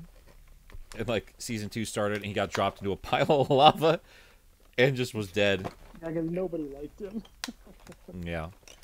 They kept the Wasp around, even though he never got like a new toy, but like fans loved him so much they just kept the Wasp around. Yeah, because he was a bumbling idiot, and when he did get possessed by the spirit of Starscream, he was a badass. It was Waspinator was just fantastic, a great character. Dinobot, man, dude, Dinobot was the best character. He was the best, and I was pretty upset when he died, but man, what a way to go out. So that is by far my favorite Beast Wars episode. Was his final episode because it was so goddamn good. Oh yeah, dude, yeah. Just a really, really well told story. Man, the lines in that too. Holy shit! Like his dying breath was like, he was like, "Tell my story, tell it true," and like, and let me be judged accordingly, and like that. And then he died. Like, what? Fuck yeah, dude! Holy cow! Like what a OG, dude. Oh yeah, I mean, my favorite part of that whole thing, and I know we're kind of getting off topic, going back into memory lane with Beast Wars here, but still, him telling his internal computer to override the automatic shutdown, basically like, no, I'm gonna die, this is happening, and I don't care. Dude, this is a fantastic figure too. I mean, I don't know how he's gonna look as a dinosaur. We'll find out in a minute, but like, he looks pretty damn on point. What I like about this too, it looks like that they're not going to change a thing about this. Like, that's what he has, his gremlin face and everything, and like all the design face and spinny stabbies. And spinny stabbies, yeah. So I guess they're not going to do a lot in terms of redesign. I gotta admit, I wouldn't mind that for Beast Wars characters. Reaper, thanks for subscribing to the channel. But yeah, I mean, if they're gonna go this hard on keeping the original designs, I wonder if they're gonna get the old voice actors back. I don't know. What? A Hollywood movie getting actual voice actors? I'm talking about the show. I'm talking about the Netflix show. Oh. No, the Hollywood movie. If they're doing Beast Wars stuff, it's They are. That's well, I looked it up on Wikipedia. They are. good. I mean, I was waiting, like, you know, because nostalgia comes in 20-year waves. And golly, I was waiting for Beast Wars to get some time to shine, because it is long, long overdue. I'm still waiting for Gremlins to get a true nostalgic shine. I don't know if I want another Gremlins movie, man. Well, they're making a cartoon, which is long overdue. Are they really? Why? Yeah, they're making I think it's HBO Max. I just... There's like, I don't know, man, like, there's a lot of like 80s properties that really hold up in terms of charm, but also like they never really took off outside of the respective decade that they were conceived in. And I'm sure a lot of people feel that way about Sonic the Hedgehog that isn't part of the fan base. And be blunt, I don't completely blame that. Oh shit! Look at the back packaging is like the golden disc. That's rad. Oh shit! He's got the disc. No, he doesn't have the disc, but the packaging is the golden disc. Oh, that is cool. It comes with the that is Megatron I card. don't collect figures, and hell, I want that now too. Dude, my wife hates when I keep boxes, man, and I don't blame her. But dude, I'm keeping this box, man. Look at this. Look at that. I love unique art for packages, man. And it's got a dope ass Velociraptor. Yeah, and the golden disc. Yeah, we're keeping that. Now I'm just gonna hide it in a box in my garage, and that'll be that. And then my wife will throw it away a few years later without me even noticing it. As long as they bring back David Kaye as the voice of Megatron for the Netflix show, I am all for it. We need the dude who did Dinobot's voice, and he did a few voices. He did the Ocean dub of Piccolo too, which is, I will fight anybody to the death, is the best voice Piccolo's ever had. Holy shit. We can get into that conversation too. I think the Ocean dub for a lot of the characters are... No! They got the little Beast Wars eye just on the little tiny thing there. I didn't see that before. That's I'm more excited about the... I'm straight up cat. I'm being a cat right now. I'm more excited about the box than the toy itself. It's rad. I can't Welcome to E3, where the most exciting part is watching Nick unbox toys. Yeah, bitch. We're going to talk about Rise of the TMNT. The animation was on par with Trigger. It's a shame. Dude, yeah, for real. For like a Western show, holy damn. The animation in that. Damn, that was a pretty show. The best thing about that show is I can tell just after Rise of the TMNT that studio 100% worked on the new Lego show Monkey Kid, because the animation in that show has no right To be as good as it is, yeah. It's got no right. It's a Lego show. All right, let's see. Where did his little tail go? There it is. Now, speaking of TMNT, that was the other thing I got in terms of toys at Target today, because they had a 2-pack of these. The fuck are these? Bigfoot, whatever the fuck, monster trucks. That's what it is. And I already had the Raphael Leonardo one, and I guess they just released the Michelangelo Donatello. And me being a damn fool, it's literally the exact same thing, just with different bandana colors, as are all things Ninja Turtles. That's how they get you. And they got me. Like, I don't collect anything Ninja Turtle related that doesn't have a shell on it. I just don't give a shit. Like, I have a couple of Krang things, probably, and like Shredder. I got like a Super Shredder figure, but like for the most part, like people are like, "Whoa, you're gonna get Mondo Gecko?" Or like, I don't give a fuck, dude. That's not a turtle. I don't care. What about Slash? Oh yeah, dude, that's a turtle. If it's a turtle, I get it. Metalhead, you better believe it. Toka, you better believe it. Look at this. Look at that. You got his little stupid, pointless sword thing that I don't understand in the slightest. It's good shit, dude. Good shit. You know the Super Shredder figure you said you had? Is that the Neko? Yeah, dude. I was thinking about getting that, because it looks really good. You want me to grab it? Yeah, I've seen it. Yeah, and you can grab it to show people on stream. Sure. That's a walk. I ain't walking. But I don't know, because I really like other designs of Shredder. Like this first movie design of Shredder, I just dislike, because it looks too like weird. Yeah. I want them to make like a nice, like preferably a high quality 2012 Shredder, or even 2003. But honestly, if they just made like an IDW Shredder high quality, I'd buy that in a heartbeat. God, that design. We'll see. They're gonna have to move on from the old cartoon at some point, because I'm even getting to a point, like, that's the one I grew up with. That's what made me fall in love with the Turtles, as with most people my age. But like, I'm getting to a point where it's like, let's move on, guys. Let's work on some other shit. And actually, they're who knows what we can see down the road. What I've been excited about right now is Super 7's making a lot of figures based off the old Playmates toys, which I thought were much cooler designs than the actual cartoon shit. I've gotten a couple of them so far, and I pre-ordered the other ones I wanted to get, but they are, oh god, they are so nice. And NECA's doing the movie stuff, which is alarmingly good for the prices they were asking. I think the figures I got from GameStop were like $20 a piece, which is insane quality for a $20 figure. I seen the small Raphael from the first movie in a shop over here. It was £30, and I was like, I may get that, but like I didn't have the £30 to just splash on that. I get you. But I will get it though, because like I mean, seeing them up close as well. Like I've watched them on YouTube videos. Look for it was like it's so much different. Yeah, no, it's gorgeous. It's really gorgeous, and I've been very lucky. I'm trying to calm down on what particular kind of things I collect because I've got too much shit now.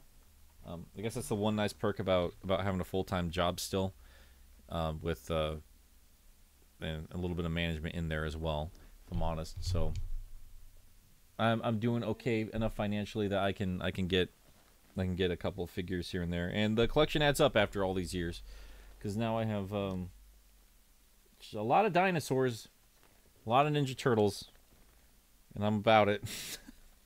But like I'm trying to calm it down because I mean you can get like some reasonably decent figures.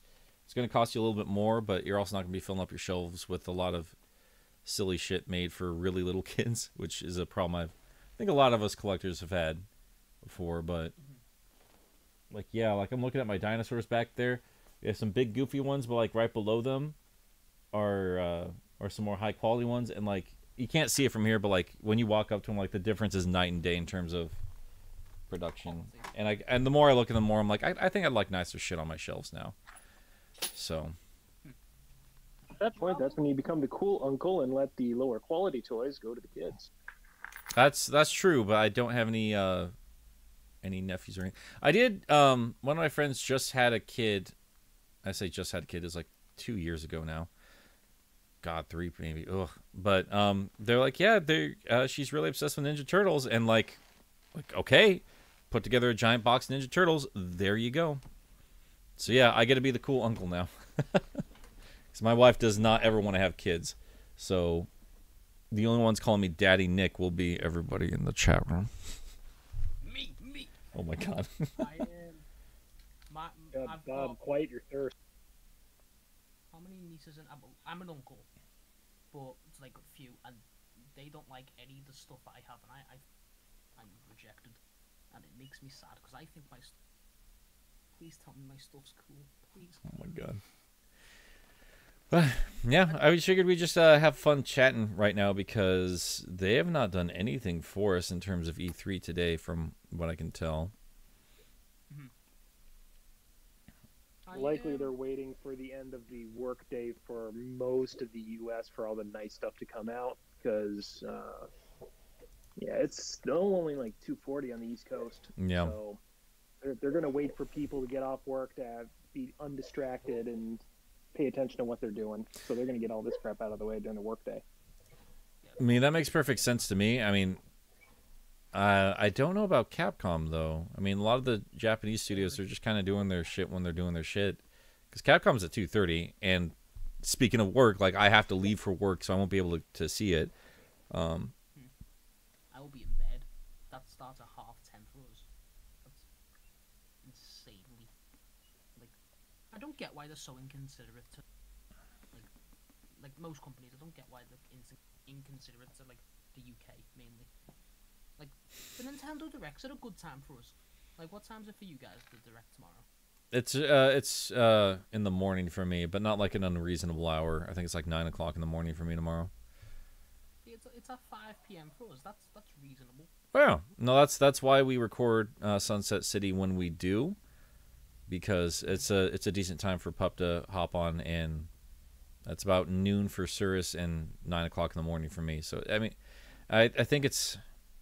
I'm trying to remember where Wayne lives, so it's got to be like, I think it's around noon for Wayne as well when we record.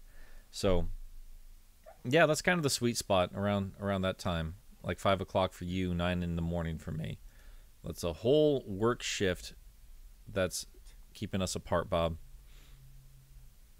I mean, you have to work hard to talk to me. I'm trying to see if there's anything else we can potentially watch and talk about, but there's not really a whole lot right now. Not today, anyway. Question about your turtle collection, Nick. I've never asked it. Did you get the Bay Turtles Hot Toys? The Hot Toys, no. No. I got the basic figures, but that's about the most I'm ever gonna do for those designs. I'm not gonna break my bank for the sake of collecting. You know, I'm gonna collect. If I'm gonna spend a good chunk of money on something, I better be sure I love it. And I do not love the Bay Turtle designs, so couldn't stop myself from getting the basic figures, but like they're not on my shelf right now. They're in a box somewhere. So I think every collector gets to the point where they need to be like, okay, are you buying things just for the sake of buying it? Because if you're not, toys are meant to be played with. I'm not even doing that. So if I'm not even displaying them, what are we even doing here? You know? I like some of the ideas that they tried to go with the Bay Turtle design, like Donatello having like goggles and stuff. Like, I like that. They're too over designed for me. Oh, they are way too over designed, but like the concept of it, I didn't hate. I get the basic premise of it. I just hate them, and yeah, that's what it comes out to. They're just ugly turtles. It makes sense. I get it. Like, they're covered in trash. They live in a sewer, and they're mutants. They should be looking all mutant-like, but I don't care. Some stuff needs to just stay in concept art. It should stay in concept art for that. I don't think anyone likes Michael Bay's turtle designs. Give it some time. I'm sure we'll get to the point, just like Sonic the fucking Hedgehog. We'll have kids growing up saying, hey, they're not that bad. But I think the turtles... That becomes your moral imperative to show them the original live-action movies with the costumes. Even with the mouth inside of a mouth, they're still leaps and bounds better. Let's see. Q Blocks, you're still at it, friend. Have you learned anything? Goodness gracious. Nickelode, please. Want to what? You gotta learn how to use words before we, partake in any more conversation, man. I don't. Goodness gracious. Little kids in the chat room today. You're gonna get me just kicked off YouTube. Was that the whole thing? I don't remember. I don't know. When I see little kids write in YouTube comments, I understand a little bit more those creepy ass like kid focused channels. Like Elsa's having a baby with Spider-Man and eating hot dogs at the same time. Whatever the hell all that shit is. That's mature stuff, Nick. Come on. But it's like they somehow get they understand the insane thought process of little tiny babies. Because they're incoherent, just crazy rambling videos for crazy ADHD addled minds. Making me think of that freaking talking orange again. Oh, God. Yeah. Come on. Redacted E just subscribed. Thank you. Aki Dave, welcome. When does Nintendo Direct start? Not today. Don't worry about it today. We'll be doing it tomorrow, 9 my time. That's on the West Coast. So you do you there. West Side. Is that like a tradition? Everyone who like on the West Side has to start at some point. Well, we just do it to each other all the time. Just walking down the street, West Side, like that, just like that. It sounds like such a friendly place. It really isn't. We're all kids compared to Grandpa Nick. That's fine. I'm going to outlast all of you. Let's be honest here. YouTube is not built for children, yet YouTube gets all the views. Yeah, I mean that's your new cable television. That's what you plop in front of kids to shut them up. Like my little brother is 6 years old, 7 now. God, and he like my dad just hands him an old ass phone, gets YouTube playing, and that's how they keep him in check during car rides and stuff like that. and they just watch the same shit over and over and over again. We all did it. We all did that as kids. For me, it was just old VHS tapes when I was growing up, and just wear that shit down, be watching it over and over and over again. You ask any parent, they've probably seen the same stupid Disney movies like more times than they've. I mean, that's their life. They're gonna have to watch Moana 500 times. That's parenthood. No, thank you for me. Thank you very much.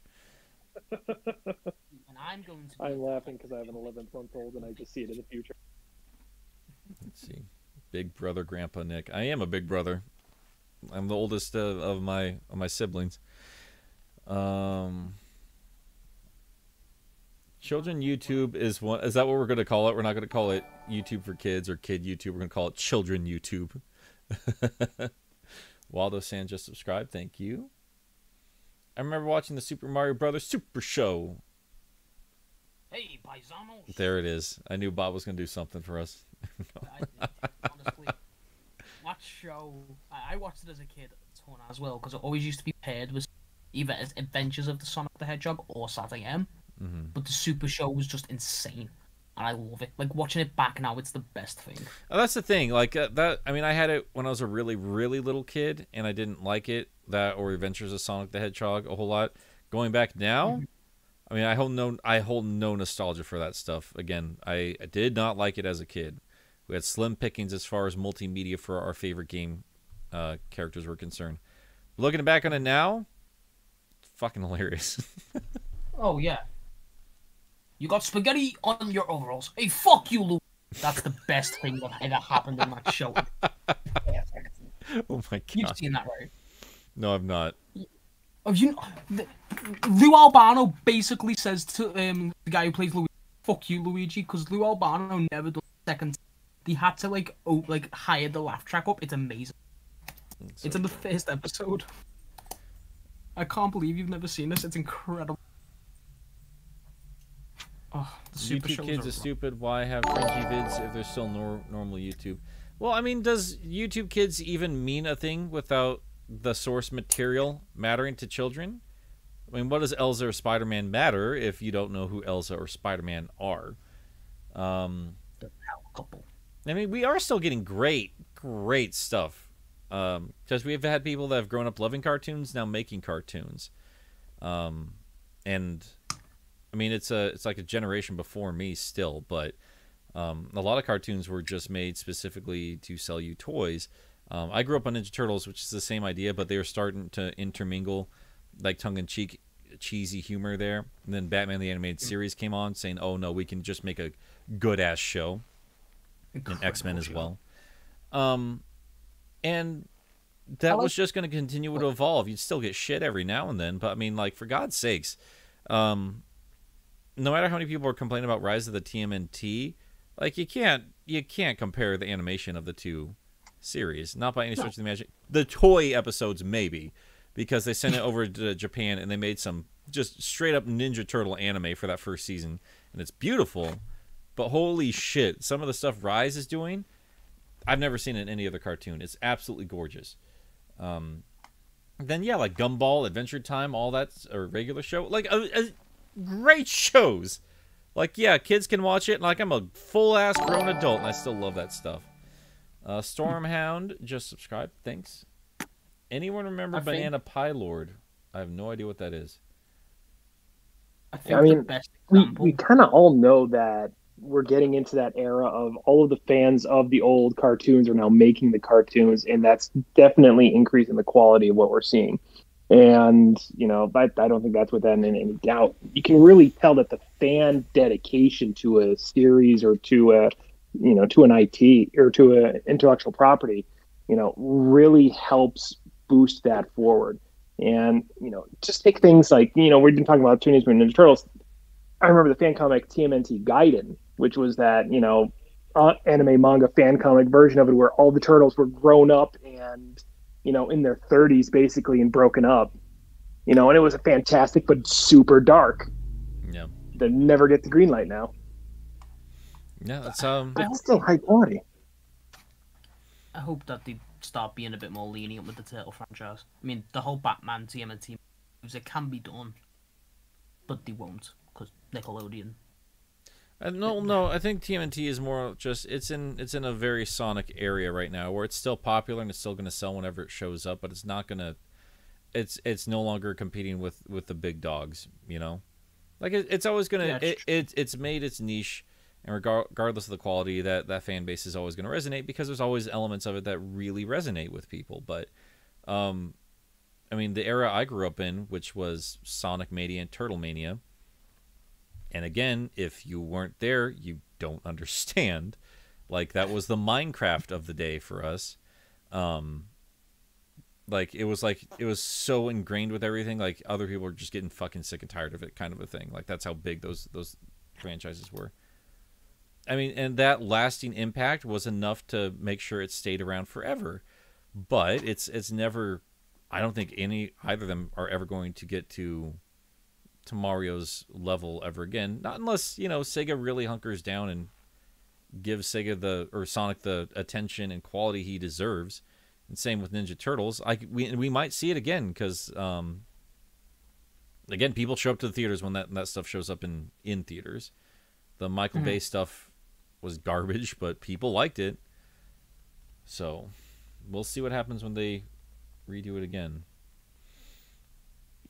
Yeah, unfortunately, I don't think Sonic's ever going to rival Mario again. The chances of that happening were back in the 90s, and that dark period of Sonic games just kind of took it completely off the table for going against Mario at this point. Even if they did a complete reboot, I just don't think it has the staying power that Mario has. I mean, it doesn't, but I think, again, it's more because of Sega's management than anything else. Again, like I said, like, and I'm operating my thoughts on like TMNT and Sonic are never going to get that big again. And I'm mostly going by like who's running the show here. Like, I look at the TMNT stuff, and it's just not. I think that fan base has just remained a little bit older, and a lot of them are just collectors now, and so like their focus right now is those collectible toys, because they know they'll always make money off of old shits like me. But I mean, they still make cartoons pretty consistently. I think Rise was the only real fumble in recent years. But I mean, even that's getting a Netflix movie, so it might see another resurgence. We'll see. But I think people were just kind of... I don't think we were quite ready for another Ninja Turtles right after the 2012 show, which was really good, but also overstayed its welcome by a couple seasons. So I don't know. Like, I think there's just a time and place for it. It's TMNT is always going to be popular, but it's never going to be Spider-Man or Batman. Sonic's going to be popular, but it's never going to be Mario. But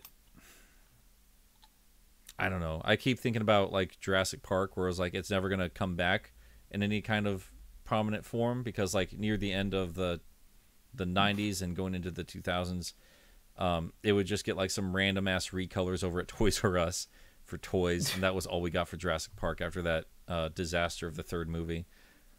And then Jurassic World came out and became the highest grossing movie of all time until Star Wars showed back up. So I could be talking out of my ass. There's some kind of staying power with all those franchises, and if you can tap into that magic, you can find another resurgence. And Jurassic World was smart. They recaptured the magic of the original, not as good as the original. And then they added pretty boy Chris Pratt in there, who was riding high on Guardians.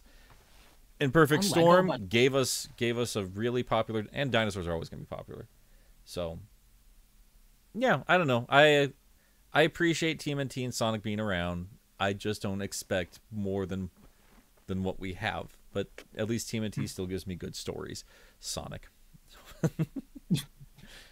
I think the biggest example of all like these franchises now being treated with the love, like compared back to like a fan making a show based off a property back then was a commercial. I think the He-Man show the new He-Man show by Kevin Smith is just the perfect example of that. Like, the original He-Man is so campy, it's amazing, and like I love it for that from what I've seen. But the new one genuinely looks cool. Like, I'll go check it out. And like, I think He-Man has stayed alive just thanks to memes more than anything else. It's a very like as a kid, I can tell you, because like that was like the generation of kids before me. As weird as Ninja Turtles were, they were at least grounded in a reality, and you can explain their origins. He-Man never made any kind of goddamn sense to me on any stretch of the imagination. Absolutely nothing merged together in terms of character design or the setting they were in, and it was just pure insanity. And it didn't stick with me. It looked old by the time I was a child. And yeah, and I fully agree with you there, Nick, as a child of the 80s and 90s. Yeah, it didn't make any sense, but the whole purpose of He-Man was to sell the toys. And I think now with the new She-Ra, well, not really new, but the Netflix She-Ra show doing so well, and the remake now of He-Man coming out, I think that it's definitely going to be more based on story and trying to answer some of those giant gaping holes rather than trying to sell toys. Yeah, it's working on nostalgia at this point. And again, I'm not saying like this stuff isn't a good bed for great storytelling, as we're going to talk about in the Supersonic video I'm doing. It, regardless of where the original intention was, it doesn't mean you can't turn it into something bigger than the original intention. It doesn't mean you can't play with those themes in unique ways. You just need good storytellers.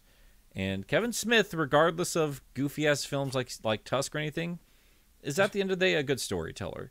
And he gives a pretty big damn about He-Man. He's surrounded himself with talented people. And I think we're going to get a good product out of it. And that's the only reason I'm going to be checking out He-Man. Is not because I'm a fan of the original stuff. I was too young for it by the time. He-Man was old hat by the time I became self-aware. But I know it's being made by people that gave a shit about it, and I know they're going to do their best to try to convey why it matters to them, just like I do with my Sonic videos. Like, this is why it matters to me. Let me do my best to explain this to you, and let's come up with some really cool ideas that they could take this, like how we can interpret this old stuff. And I think He-Man's going to do that. I think the new show's going to do that. She-Ra certainly caught me off guard. I think a lot of people just were just taken aback by how flamboyant and colorful that old show was, because it was clearly going for kids. And the new show just played into it. It was like, let's get some representation in there, and She-Ra can thrive in a post-Steven Universe world. And sure enough, they took that template and they ran with it, and it worked beautifully for it. So I just rambled forever. I'm sorry, guys. It's fine. Oh, perfectly fine, dude. It's your channel. Yeah. Well, thanks, homies. I like we have so many people here. We're not even watching E3 right now. They're just watching a man just sit in his fucking, just his Pharaoh's tomb of his childhood, and just have me chat about shit. Hey, Nick, real quick question. Where did you get that cool Nintendo Switch dock you got by your TV there? That is thanks to Codename Gamma, who sent over this little cover for my Switch.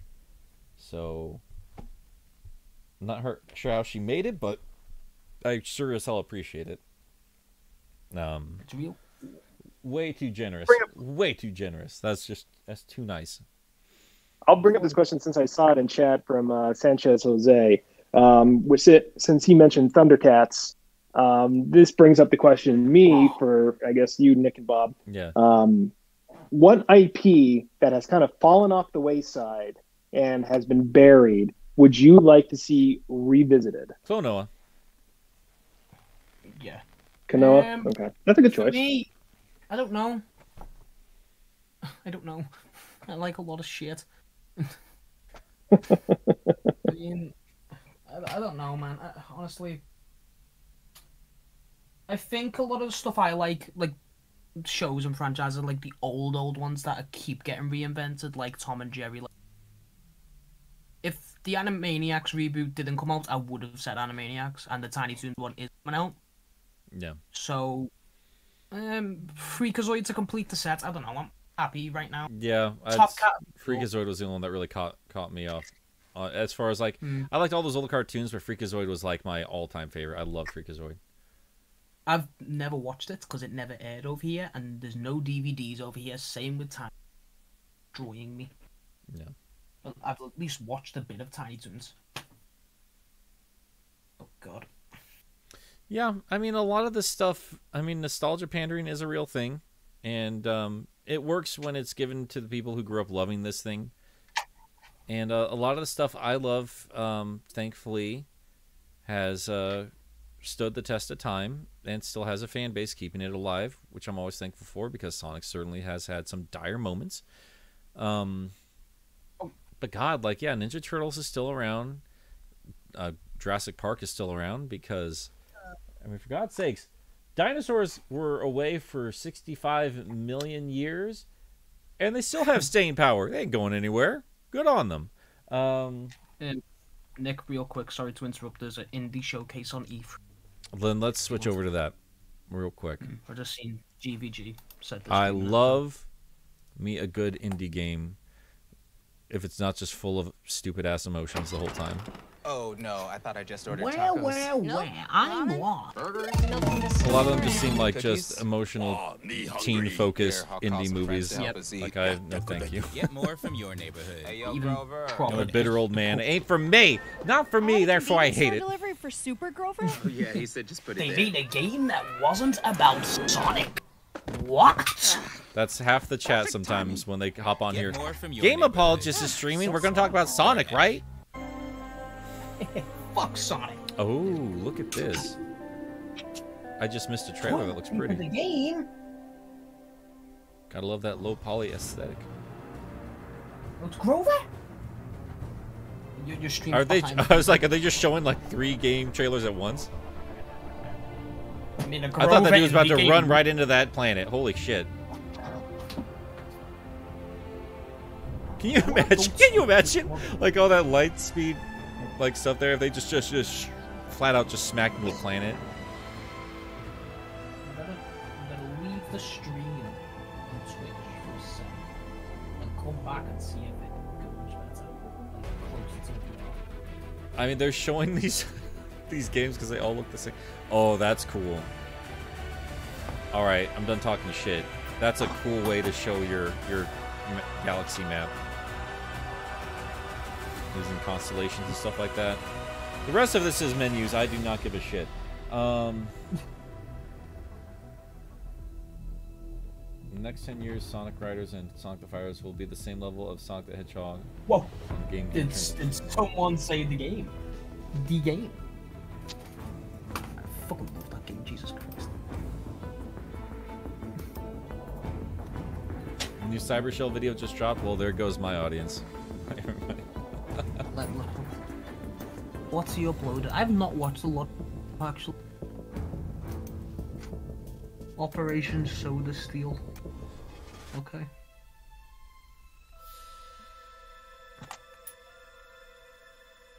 Cyber Shell peaked. Who the hell is Blood.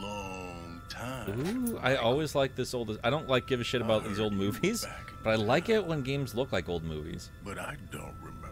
I like when Batman the Animated Series done it. Ooh, dude. Oh yes. Oh, this looks nice. Games that look like old movies. House of the Dead Overkill, one of my favorite House of the Deads because of how over the top campy it was. Yeah, dude. This is also like mixing like Doom style, like flat pixel people. Oh damn! Look at this. It's a Doom clone. I really like this. Holy shit! I love this. Oh no. Please tell me this is on Switch or PlayStation, please. I mean, like, ooh, brutal. It might just be like, oh man. Here's my only heartbreak. The art style is just kind of gross. I like it. But it looks like, you know what it reminds me of? It reminds me of Outlaw, the old LucasArts Western game. I think I know what you're on about, yeah. It's almost Archer-like graphics. Yeah. Yes, that's what I was thinking of. Fallen And I don't mind the Archer-like graphics at all. Like, I don't mind this at all. Doomar.com, at least they know what they are. Dude, I like that. I like that. I'm gonna play that. Doom Noir, yeah. Doom Noir is just the perfect way to describe that. And then we get into a more modern shooter, and I just don't give a shit. At least games and realize with stylization is the best thing to go with. Good. Now take it to the uplink. Like, back in the There are day, just some games that look so much like what we already have out there. I don't know why they make it at all. Oh. It's gonna be the next target big thing. You gotta realize it's gonna be the next big thing. Operation Soda Steel. Yo, like I always want to pay attention to Cyber Show, with or without Sonic the Hedgehog, but I'm always interested to see what he's got to say about stuff that has no relation to Sonic. So I'll take a look at that. I'm not going to stream his video, obviously, but I will take a look at that once we're done streaming here. Do you have any predictions for the Capcom game? OMG Sonic Indie Showcase? Maybe Sonic will be here. I've seen a lot of complaints about E3, and maybe it's just me. There's a lot of stuff I've seen so far I'm really happy with.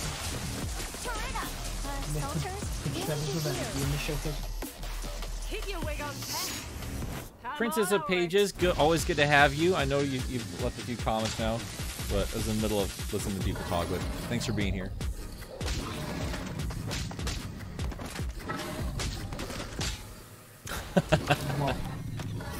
See what's going on over Twitch. I like Vol. Drax is still hanging out over on Twitch. I appreciate that, dude. Yeah, like I like the name. I don't. Anything with knots in the title, I want to like more than I tend to. Is it Toy Soldiers? Yep. It's a VR game? It's a VR PvP game. That's cool. Maybe your stream's a little bit faster than mine. I'm not seeing anything VR related right now. No, it was the last game. Oh, I wasn't paying attention in the slightest. I mean, that's a cool idea. You know, I have one of these games, and I really was liking it for the little time I played it, and I like toy aesthetic to begin with. I really want to play more of this. It's just not something I'd ever stream. You look quite, like, I don't mean this in like a negative way. Quite manly. You always need a good man in this game, like Tony Hawk's. I mean, this is I just don't know if this would be a whole lot of fun to watch on a moment-to-moment level here, but I like aesthetic will go a long way for me for video games. It'll make me try genres I don't normally try sometimes. I'm like that. But yeah, Toy Soldiers definitely speaks to me a little bit more. I've always been a sucker for like Toy Commander back on the Dreamcast. Is the whole reason I bought that game. Plays like shit, but I still love it. Was Toy Soldiers the movie inspired by the game? Or any news about Psychonauts asked by Laney? There was yesterday. We got a release date, August 25th, and you better believe your boy's excited. Psychonauts is so goddamn good. Fuck yeah. What is this? What is that style of animation, that puppet movement, where it looks like they're on marionette strings? Jim Henson I don't know. I'm watching your YouTube. Yeah, I'm keeping an eye on your YouTube stream, so I'm a little bit delayed from you.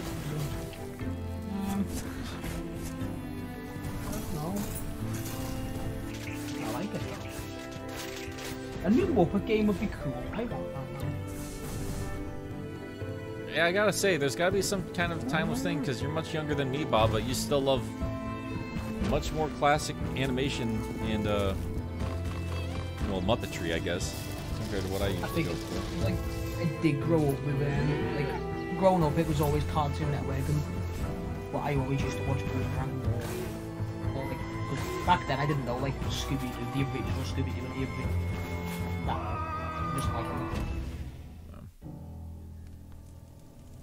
Plus, also, I was at the age where, like, they started bringing out the new ones for the 2000s. Is that a Devil Cow? Am I seeing a Devil Cow right now?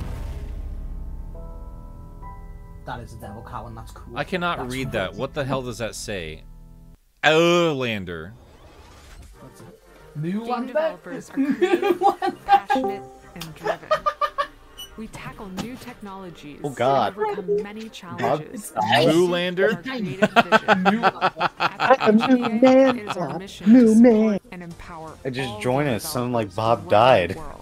We What focus on happened? community, It's a game called research, Moo knowledge, Wander. and best practices. I- We're here maybe? for I you don't when you know. need it, so you can Well, advance your bet your career ass while keeping your How you health. doing, Tiny? Oh. Join us. Pretty good. Our industry a better These place last couple of days I've been all of us. watching Now E3 and in with the some future. buds, so I haven't been able to watch make a your difference. reactions yet. But Enjoy No, that's the fine. I idea. haven't been hanging out with you guys for any of it so far, and I wanted to at least do one of these streams with you guys. There's a puppy.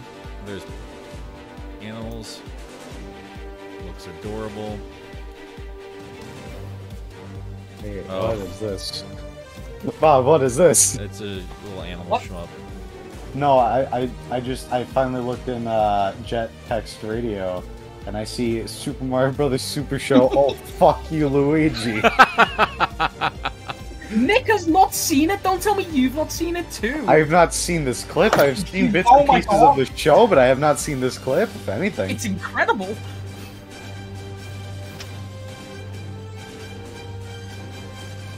You know what would be a cool game to bring, well, cool series to bring back, and they just won't because, you know, Valve. Poker Night. I would love a new Poker Night game. That was a very weird experience. I was surprised they got a second one at all. But, like, the franchises they got in it, like, nowadays it makes so much sense, like, to bring So that weird. type of game back. It's so weird. Like, Rick and Morty fits in it completely. That'll boost sales. Space Ghost, yes. I've never seen a more perfect fit. Obviously, you bring back Strong Bad. Strong Bad was in one, right? Yeah, get people that used to be super popular but no longer relevant. That makes sense. Master Chief. Look at this co-op bullet hell. I have no The idea what's cute going one. on. I zoned out to watch Mario say, fuck you, Luigi. I mean, were you disappointed? No, I really wasn't. We're right now watching a top-down survival shooter game, I guess? I don't know. Is it for a company's presentation right now? It's an indie showcase for E3. Ah, okay. I think we're seeing zombies, okay, and superpowers. You ever play Dead Ops and Black Ops 1? Oh, Tunguska, okay. I have a little cat platforming game. Switch your view. Wow, that's new. I've never seen that before. I love Yoshi games. Well, if you're hankering for some more Super Paper Mario, looks like these guys got it for you. Except they're not wasting their time with RPG elements. They're actually making it more of a platformer and just embracing it. Super Paper Mario is a great game. I don't know why it's a fun little game. I think it's a little unfocused in terms of core game design. This one seems to be... Yeah. Oh, is it going to make stupid meow noises with every jump? Neko Ghost Jump. Okay. Extra Galactica. What a dope name. Okay, cool pixel art. Getting some cyberpunk vibes. That's not a good thing. I meant the fucking genre. Yeah, if you get vibes, that's not a good thing. Not of the game. I can't. What an arrogant fucking title. Like, I know it's based off an old tabletop RPG, but man, like that game's fuck ups just potentially ruined a whole genre for people. It really did. Like I'm not really into Cyberpunk that much, but I was like, okay, I'll give the game a shot. Maybe it'll get me into it. And the story is what really the bugs and glitches actually made the experience more enjoyable because I could not stand the story. It was so boring and dumb. I did not care less. I was constantly skipping the story stuff because I was like, "This, I just don't care. I want more funny glitches." That music got me hyped, huh? I was like, Is that it? Was that the showcase? Anyway, we just looked at the No, I indie think game they're breaking up. presentation, and I wrote down a bunch of titles there. you know, Extra you gotta Galactica have is the one these- that If they we made just a saw, and updated Shadowrun game, that would, scratch my cyberpunk itch and fantasy itch all at the same had a time. very retro feel. You got a Fallen big Aces was another one that I wrote down on my Maybe. list. So Big I'm itch. gonna turn I'll these scratch people it for down. you. We don't need to have Full two box. different conversations happening there. Moolander. Okay, so that was the name. Moolander. I'm gonna play it just for the name alone. Falling Aces looks fantastic. I'm interested in that too. Which one was Fallen Aces? That was the Doom Noir game. Noir. Oh yeah, that one looks cool. So that's that was speaking to me. I had no idea what the hell Extra Galactica was. It's a cool name. I don't know what the hell they were attempting to do there though. It was like a puzzle platformer, I believe. It looked cool. Yeah, puzzle platformer 2D side scroller. It looks like a mess. So basically Celeste, in a way. Yeah, maybe. I don't know. God, currently 0 votes from Moolander, unacceptable. Change that, Tiny. Do what God told you to do. Dude, I'm just watching Nick's stream because I couldn't be bothered. I just got off of work. Wow. And so like I couldn't be bothered to actually look up the proper stream. I just found Nick's. I was like, close enough. I'm a little irritated with how well Neko Ghost is doing right now. I think that'll balance out. I think Falling Aces will probably win out, but I'm hoping Neko Ghost Jump falls. No, Neko's winning. I hate these people. I've never met them, but I hate them. Good lord. Like, I don't get why companies think this works. It doesn't. Think what works? What are you talking about? Like getting these people who are clearly being paid to say good things about. Bro, did you see Moolander? That shit looked tight. And like the proper hype and like a general reaction would be like, okay, that looks... I don't get it. That dude has so many white spots on his teeth. Dude, fucking brush. My God. Or go see a doctor. That might be early signs of cavities. When's that new FNAF thing coming out? It looks really good. I think that's made by Steel Wool Games. A buddy of my wife works on that, which I think is pretty cool. Nick just subscribed. Thanks, man. Good name. You subscribed? Subscribed. Over on Twitch. Why? What were we talking about? It was because of the 2077 that I got into Deuce X, actually. Oh, that's interesting. Why Neko at top? Probably because people like cats. I don't know. It looked fun. It looked colorful. I just don't like people making animal noises. I have like just a laundry list of weird little irks. That is one of them. I'd prefer real animal noises for animals. We need animal representation in voice work. Call Lassie back. She's out of work. Totally agreed with he said about them being paid to say good things. Yeah, I mean that's part of it, and also these guys have experience in the industry as presenters. I mean they had Greg Miller on for crying out loud. I mean yeah, they have Dan Casey. He's from the Nerdist. That tells you right down there. They have these people, and like again, you got to remember games, not publishing. What is the word I'm looking for? Games journalism. It's a much smaller community than you would think. It's just a tight little clique of people. All these people know each other. They always meet up. They always know. And they got Damon from IGN, Mr. I remember Sonic 4, and I don't think everyone took to that very well. So good game? No. Yeah. It's whatever. It's whatever. I'm sure they're decent enough people, but for fuck's sake, he's showing his ankles with his pants. God damn it, that's obnoxious. Now that you pointed out, I can't not see it. Oh, his pants? Damon's pants? Yeah, I can't not see it now that you pointed it out. You're in your 40s, man. Get it to fuck together. You're not a teenager. God damn it. He's hip. He likes video games. I Gotta fit in with the kids. All tight button-up shirts. I can't keep up with fashion anymore, and I hate all of it. I hate short sleeve button-up shirts. They're the stupidest looking fucking shirts. I think those kind of shirts only work when you have like a shirt underneath it and it's like unbuttoned. I guess. I can't really talk shit. And look, there's Greg Miller up in the audio. What the hell? Why did they switch over? What? Short sleeve button-up shirts or Hawaiian shirts, basically. Hawaiian shirts are always, will always be terrible. Like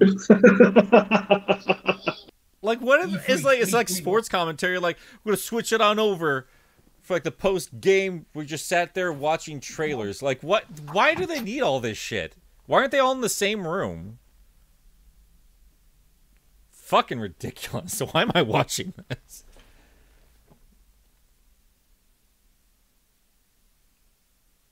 Oh god, it's powered by DoorDash? I'm scared now. This dude wearing a backwards baseball cap in 2021. Oh man! What are you laughing about? Just the Patrick Johnson's in the chat. Just we're all just being Patrick Marshall. Thanks for subscribing. I don't know. I'm just being a shitty dude and just talking about the fashion of these people. Like I have any kind of fashion sense whatsoever. I've literally been wearing the same jacket for like 18 years. So what do I know? I've had this shit. And since... you will continue to wear it because you're cool like that. It's a real babby boy. I wore it when it was too big for me, and I'm pretty sure now it's probably too small for me, but it's fine. For someone who tries to be positive in your ears, I'm surprised how negative a person you are. Yeah, I'm a pessimistic, angry dude, but like you guys don't understand like how much of the videos prior to that point I'm just cursing up a storm at the game while I'm playing it. Like it takes me a few drafts of the script and just really sitting down, thinking about it, and then trying to extract positives from it before we get to that point. Like, yeah, on the surface, like I'm a whiny bitch. No two ways around it. I understand that about myself, but I'd like to think under the crusty surface there is somebody who genuinely just wants the best for everybody. Golden Lightning. If you think he's negative here, you should check out his podcast. He cusses out Pup like crazy. Stop saying that insects should create sonic rings, for fuck's sake. He said George Clooney would be a good Batman, apparently, the other day. That one. He would! George Clooney would be a good Batman if he had a good script! No, he's too smug. And I think that works for Batman. Batman's meant to be smug. He's meant to be intimidating without having to actually do anything. And so being smug's like kind of perfect for it, in my opinion. All right, I'm sorry. Are you really worried that George Clooney's going to beat you up, or are you going to? I'm more worried he's going to seduce me. Let's be real. Come on. Exactly. He'd be a good Bruce Wayne, not a good Batman. That's the point. But to be completely fair, the man is a great actor, and Michael Keaton certainly had that issue when he was first cast, because nobody saw him as being any kind of Batman. But that's the point of Bruce Wayne. If you, I really don't like people that are like, that's the wrong phrasing. I don't like the opinion that's thrown out there a lot of times, like, oh, he would make a good Bruce Wayne but not a good Batman. Like the point is both. Like if Bruce Wayne needs to be somebody who you would never expect to be Batman, and the comics don't really do a good job with that. And the Nolan movies, as good as they are, sure as hell didn't do a good job with that.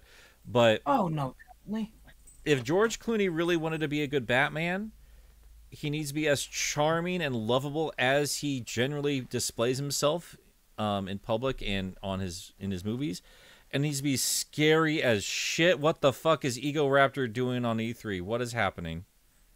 He's gonna do the sequelitis episode on E3. I think that's got to change. We've all had bad days. We all get rolled because it's the same like 12-year-old cranky 90s. Like I'm talking all this shit, and like if they were just like, "Yo, game apologist, you want to be on chatting with us on E3?" I'd be like, "Yeah, bitch, let's do it." I love that money. I need to get better lighting in here. That's for sure. Yeah, you need like a ring light above your station there.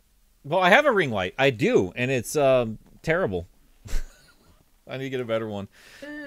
No, but like the Batman conversation we were having there, I don't know if George Clooney can pull it off, but the concept of it is a sound one, and I don't know if we've ever seen George Clooney be full on murderous angry in any of his movies, so he could potentially. I don't think he's ever played a villain. Well, he doesn't need to play a villain. He just needs to play just an angry man that's going to beat you up. Well, if you want to, like, the whole idea for Batman is that his, at least in my mind, my perception of Batman in the comics has always been, to the criminal, he appears as the worst fear, as the evil that's going to give them the retribution. Yeah. You know, so kind of, if I'm looking to cast somebody, I want to look for somebody who has played both hero and villain, like a Sean Bean or somebody who has done both sides of the spectrum in movies and not just constantly typecast as the hero or the protagonist. Yeah, and I don't think George Clooney has it in him to pull off Batman. Because yeah, if you wanted like a good secret identity, you should be able to be like you're literally playing two different characters in that role. That's the point of it. Like you're saying there. And now that I'm thinking about it, like he does, I don't know. Like I'm not going to speak for George Clooney, obviously. Just Batman and Robin didn't convince me one way or the other there. But yeah, what I liked about Michael Keaton was he was scary as hell. And yeah, he can play a super charming dude, but like even when he was playing as Bruce Wayne, like you could still kind of tell like there's something behind those eyes, you know? And like let's get nuts. And like it's not as blatant as what the fuck is his name? Bales, yeah, it's not as blatant as Bales. All great movies. I had fun with all those movies, but I don't know if we've ever really had our perfect Bruce Wayne Batman actor yet. I think Keaton's about as close as it's going to get. I wonder how much of that's nostalgia for me, though. What about Kevin Conroy? If we're going voice acting, that's a completely different skill set compared to having to act on a screen. I'm not saying voice acting is a lesser thing by any stretch of the imagination, because yeah, that voice is Batman to me. But oh yeah, I mean, I still would like to see that portrayed in a live action setting. Personally, he did play he played Batman in the CW Crisis. That doesn't count, in my opinion. It doesn't. It was a cool idea. Yeah, but it was poorly executed. Okay, I watched it as it was releasing, and I was so disappointed to see what they did with him. But apparently, he's the one who killed Superman, the Christopher Reeve Superman, and that's cool to me. I like that. Was that meant to be the Christopher Reeve Superman? No, it's apparently in the same. Apparently, the Conroy is in the Christopher Reeve Superman universe. And oh, that hurts my brain, considering Kingdom Come Superman was meant to also be Reeve Superman. Yeah, wasn't Brandon Routh Superman in Superman Returns meant to carry on that particular universe? Exactly, and then later on, the Kingdom Come one, in fact, I think even in the same episode, is meant to be a continuation of that version of Routh Superman that was a continuation of Reeve Superman. So that the Conroy thing could be further in time. Maybe. I don't know, man. Where am I supposed to put these things? Does anyone know? Like, where am I supposed to block sounds from? Because I'm looking at this other guy's thing behind him, and he has it, like, right behind him. Should I put more up, like, behind me? Like, at the end? This is a big-ass room. I went completely off the topic there. I'm sorry. ADHD is super fun. Since you don't have a wall behind you, you know, if you have them in front of you, then that reduces the sound that's going to bounce out back behind you anyway. Yeah.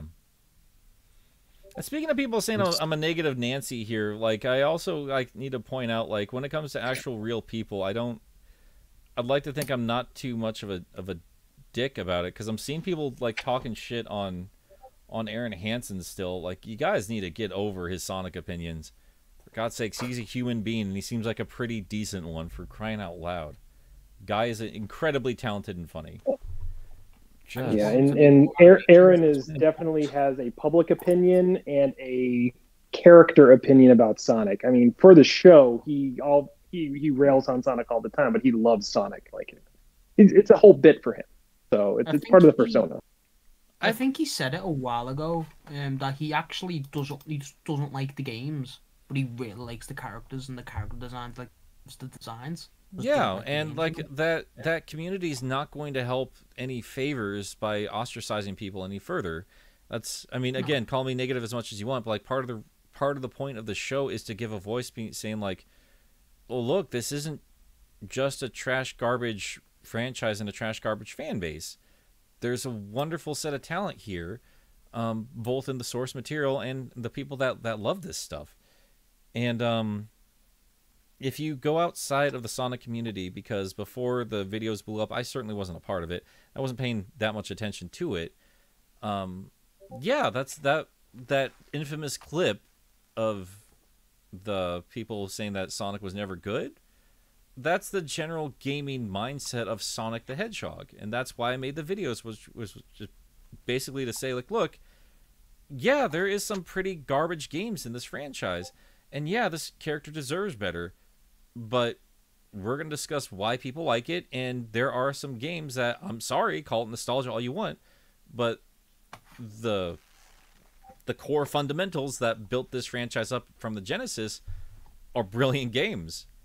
And I just want to be a voice that can then recognizes the bad in it, but also can say to the rest of the mainstream world out there, like, look, it's good. It deserves to be a part of the conversation. And I think part of that, and I think Sonic Twitter was smart on this sense, no matter how pandering people think it is, I think it was smart to reach out to other people, like these big, popular creators, and be like, let's just have fun. Who actually gives a shit? It's fine. He's making fun of old janky 3D games. What the hell ever. It's fine. Mm-hmm. Yeah, I just don't like Game Grumps, period. Isn't just airing in Sonic's opinion. I've stated it far behind, just discussing Sonic. But people like Matt and Ryan from Super Make, I guess, I don't know. I don't watch Game Grumps. I'm more about Aaron's animation and creative endeavors than him just playing video games, which is funny while I'm talking to her on a stream. I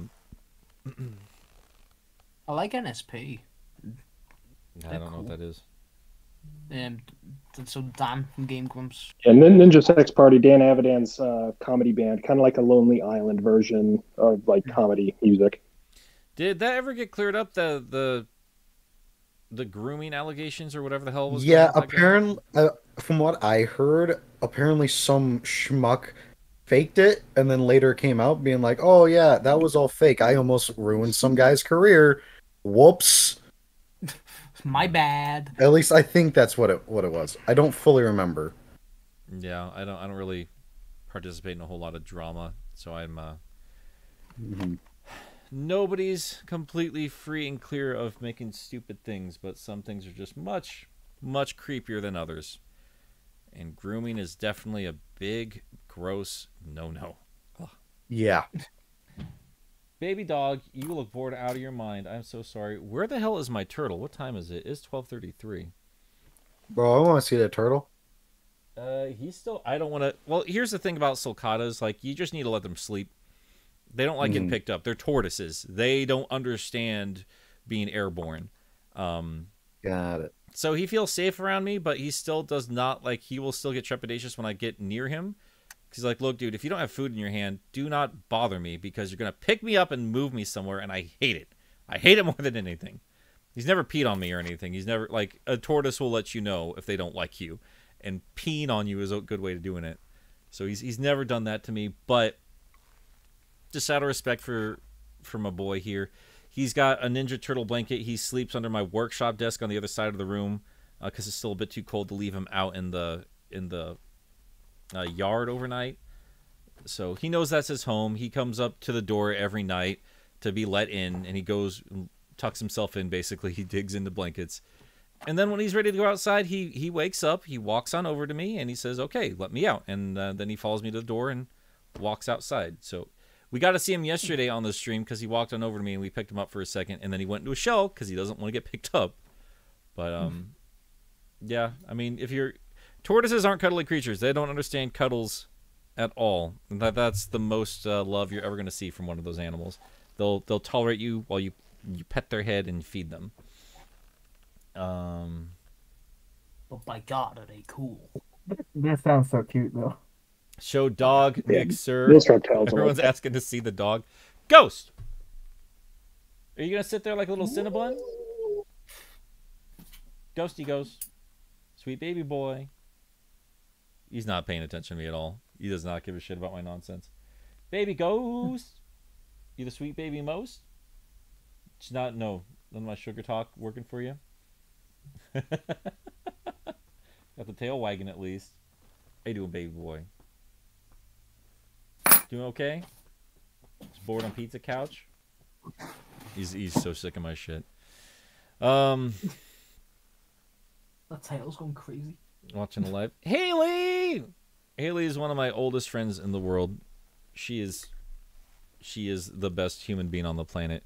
It is good to have you. What are you doing here, Haley? I'm uncomfortable with that. When my real life friends see me just talking I don't talk about Sonic or Ninja Turtles or any of this shit in the real world. I always get uncomfortable when my real ass friends show up. But Haley knows how much of a fucking weirdo I am. So it's good to see her here. Is anything going on E3 right now? Do we have anything worth watching? I gotta go on a trip. Is the indie showcase still going? I don't know. I don't know. I'm seeing a Last I Chris looked at it, about Pratt trailer right now. Chris Pratt? It's for a movie. Some dumbass movie. Speaking of Chris Pratt, did you hear that Warner... It's the next installment of being John Malkovich, being Chris Pratt. Warner sold the Lego movie to Universal. Oh yeah, I heard something about how we're not going to get a Lego Batman movie. Yeah, and so we cancelled the Lego Batman movie sequel. Did I just miss a cat manager when Haley just showed up? Uh-oh. Alright, what do we got All right, going on? I'm going to here? propose this unpopular opinion. Carl Urban as Bruce Wayne, but for Batman Beyond live action as the old crotchety Bruce Wayne. I think I just prefer as storied as the film history is at this point. I think if you're going to be bringing in an old Bruce Wayne, I think you need to play into the legacy on some level. I think I'd much prefer to have Monthly Gamer. Thanks for subscribing. I think I'd prefer to have Michael Keaton at this point instead of bringing in a new old man. The Carl Urban Yeah, will if you want do to it, play don't the get me wrong. nostalgia, then yes. If you want to play the nostalgia, yes. I always thought that Carl Urban would make a great Batman, though. Oh yeah, dude. I mean, watching some older movies. You're like, you kind of wish some people could. Oh shit! Hello, buddy. Well, look who's here. Being hopeful that you can improve your community in some small way. I know. I'm sorry, sweetie. Oh, get on over I here. can't see because my video for your stream is so delayed. Oh, it's fine. So I'm just waiting. So here is my sweet boy Washington. He is a sulcata tortoise. A lot of people think this is how big they get. This is a young boy. This is a young man. He is going to grow about twice the size every year for the next few years here. And he's not going to reach full... Well, maybe not full on, not twice the length. First couple years is going to be about twice the size every year. But around 15 years old, he will be full size, and he is going to be a giant. But until then, he's my sweet baby boy. And you got a couple of fleece things here. Yeah, see, he does not like getting picked up at all. Yeah, I see that. But he... I like him. How you doing, buddy? You're okay. Don't worry. What the hell are we watching? So much stupid shit on the screen right now. He really is looking at the screen like, what the fuck is that? Oh yeah, he's terrified of the screen. He keeps on pushing his head back in. Yeah. Fine. If I had some dandelions in my hand, he'd be right out there. Okay. Turtle says E3 is boring. Sure does. Sure does. New old man. A new old man. Thanks, yeah, so there. Has everyone had a good chance to take a look at the turtle? Because he's sick and tired of all of you. He wants to get going. I see the turtle. I see the turtle. We're good. Turtle's been seen. Yeah, that little guy needs to go down. He's scared. No, he's alright. He's doing okay. Alright, buddy, you ready to go outside? Yeah? Okay. So, I will get this on the live scene here so you guys can see whatever stupid nonsense none of you will play anyway. And... Hi? Yes? Hello? Yes? We're leaving. Don't worry. I'll be right back. I'm going to go let him outside. I did just fine, but I worked on Dark Deity. I didn't work on my own work. So then I said to the man, who smell like SpaghettiOs. I feel that. I do. Am I right or am I right? I think you're right. I'm right. Hang on a minute, guy. I don't think I'm right. You know, I hope that when They do a Nick lot of talking. I hope that when Nick covers Secret Rings, he brings you on, Bob. I really do. I hope he doesn't. I do not want to play through it like last year. That was hell. So bad. It's so bad. See, I don't think there's ever a bad game. I fall into the same mindset that why can't I think of his name? Derek from Stop Skeletons from Fighting has. There are no bad games, just interesting ones. How can... Well, Big Rigs is bad. Oh, it's bad, but it's also stupidly funny. Because you can gain speed forever just by holding the back key. No matter how bad a game is, you can always find a good element to it. Like even something that is horrible, like Bad Rats or something. Absolutely horrible game. There's still meme material in it. There's still comedy that you can find in it. You know, there's always some part of it. Like look at Superman 64, one of the worst games ever made, ever released. You can still find humor in that at how stupid everything is. As mind-numbing as it is, as terrible as it is, there is still an ignorant of decency because you can make a meme, you can make comedy, you can make a laugh. And that has some value to it. And for me, like, when something like Superman 64 also gets brought up, my brain also is like, oh yeah, there's also that unreleased PlayStation version that is so drastically different that it's super interesting to see it. So like, that's not a game. That's just a version of the game. It's still a game though. But And again, we can still go back even farther.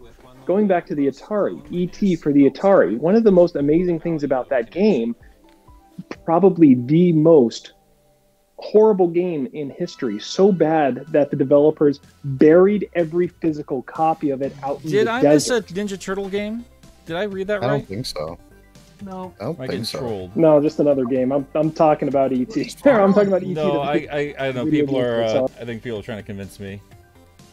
Oh, we're blaming this they're on just trolling. Okay, yep. Sorry, they went and explained the joke because the stream is delayed. Oh man, that's fantastic. No, just quickly finishing that point there is, you know, no matter how bad a game is, worst game ever, E.T. the video game, the good that came out of that game, the whole part of the treasure hunt about where they buried all of those games out in the desert. People actually found it, and the good that came out of it was not only that treasure hunt, but the whole mythology that went into it for years before it became found. Also the AVGN movie. That was good. Yes, the entire movie that led to that one tiny portion of the review. But that was such a big deal for the longest time through all of gaming history. That landfill was a big deal, and then they uncovered it, and nobody talks about it anymore. Yeah, that's the problem with digging up buried treasure. It's no longer an interesting story anymore. Mm-hmm. If you found the treasure, there's no more treasure. You know what the best part of the AVGN movie was, don't you? What was that? I don't know. The Doug Walker cameo he made. What cameo did he actually have in the movie? Because I remember that on like apparently.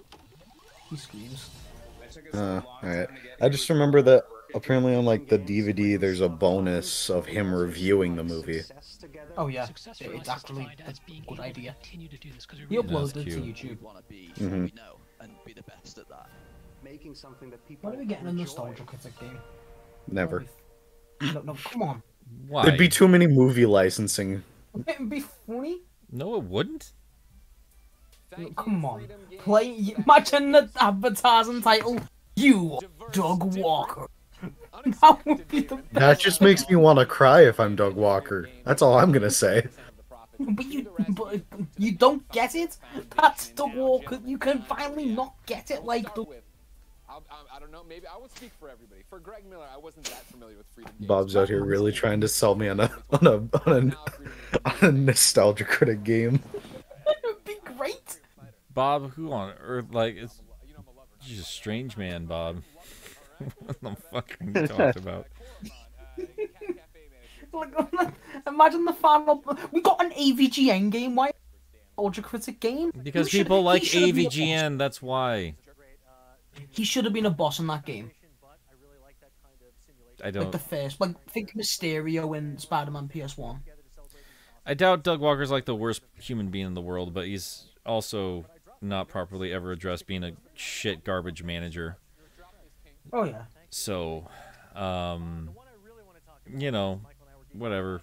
I get it. He's got his fan base. I'm sure they're, you know, whatever. But I think I don't think the gaming world really wants Doug Walker to come knocking at their door again. The thing is, I know he's a piece of shit. Well, allegedly he's a piece of shit. And like, I obviously I don't want to support that. But there is no doubt in my mind that he is the channel I've watched the most on YouTube, and it's not even ironic at this point. Like, I've always enjoyed his content, and like how people go on about it online, like on Twitter, like you know, making the joke about Doug Walker. Yeah, it's funny, but it makes me feel bad. It makes me feel like a dummy, and I am a dummy. I don't want feeling like a dummy because you know I watched the funny. The tie. I don't know. Anyway. All I keep thinking when I look at these 4 people on the screen is when is the Nerf balls going to start shooting from the American Gladiator? I'm just worried with Damon there. He's like, so, fuck Sonic Colors, right? Ooh, they did have Damon here when they showed off colors for a little bit yesterday. I wonder what happened there. Sonic Twitter didn't blow up, so I'm sure they minded their manners this time. How dare they have opinions? Go back to making those Keebler elf cookies. We don't have Justin Davis here. I know. Just damn. I just really love that joke that you made. Oh man.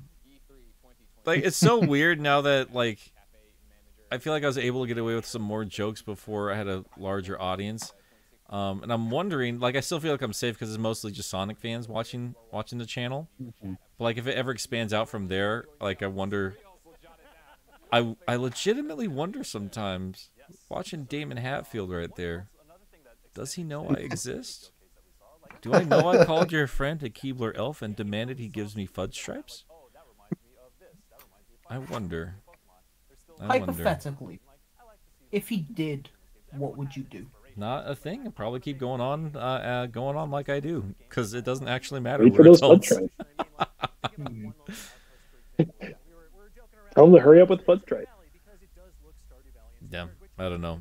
I don't even know if I get along with any of these folks or not. I'm in their age range, some of them. I think Damon's still a little bit older than me. Looks good for his age, though, dude. Gotta give him that. I think I'd get on with Greg Miller. I think he's too much of a hype man.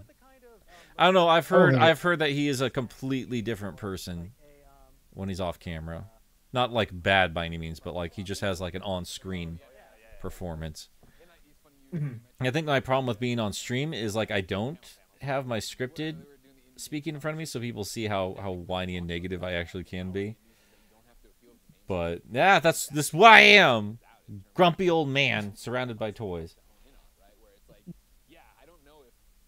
I watched that Toys What Made Us documentary on Netflix. That was I watched a couple of episodes. It was interesting. Granted, I am very far from the age range that they're talking about, but it was still interesting. Yeah, same. I mean, I remember it was one of the Turtle creators, Kevin Eastman or Lid. It's one of the two. And he came out and said, yeah, like a lot of that shit was like stage and stuff, you know what I mean? Like obviously it was, but it's like, okay. I hate how like excuse the pun, but how plastic it was. Like it didn't feel like a normal like a documentary that I would have liked. You know what I mean? I don't want these like, whoa, and you're gonna tell me Sonic was a pen, like stuff like that. Like, just do a nice documentary. I don't know. Yeah. I apologize. Before I forget, what was your guys' thought on the Evil Dead game that was shown off on day 0, I guess, of E3? Whatever about it, really. It's more Dead by Daylight, more Friday the 13th. No. I was saying it the day when I was streaming it there. I really liked Evil Dead for a little bit there, back when it just got re-hyped out of nowhere. I think like you reach a certain age, like there's just like a very certain age where Evil Dead, regardless of when it came out, people will talk about it like, oh man, you gotta watch this, and also Boondock Saints or Die Hard or whatever the fuck else. Like every young man's got to watch at some point in their life, and that was, I mean, the Evil Dead series was one of them. Army of Darkness and all that. And I certainly found the charm in it for a while, but afterwards, I don't know why the franchise is still around. I don't really see the appeal anymore. I think Bruce Campbell carries it on his own at this point. Like it's just a cult of personality kind of a thing. So I don't really know who's still jonesing for more Evil Dead, but for the concept alone, I think it works. So if you're a fan of Evil Dead, it looks like that should speak to you. But unfortunately, I'm just not a big multiplayer guy. I'm not a big horror guy in general, so it's not really doing anything for me specifically. But yeah, what about you?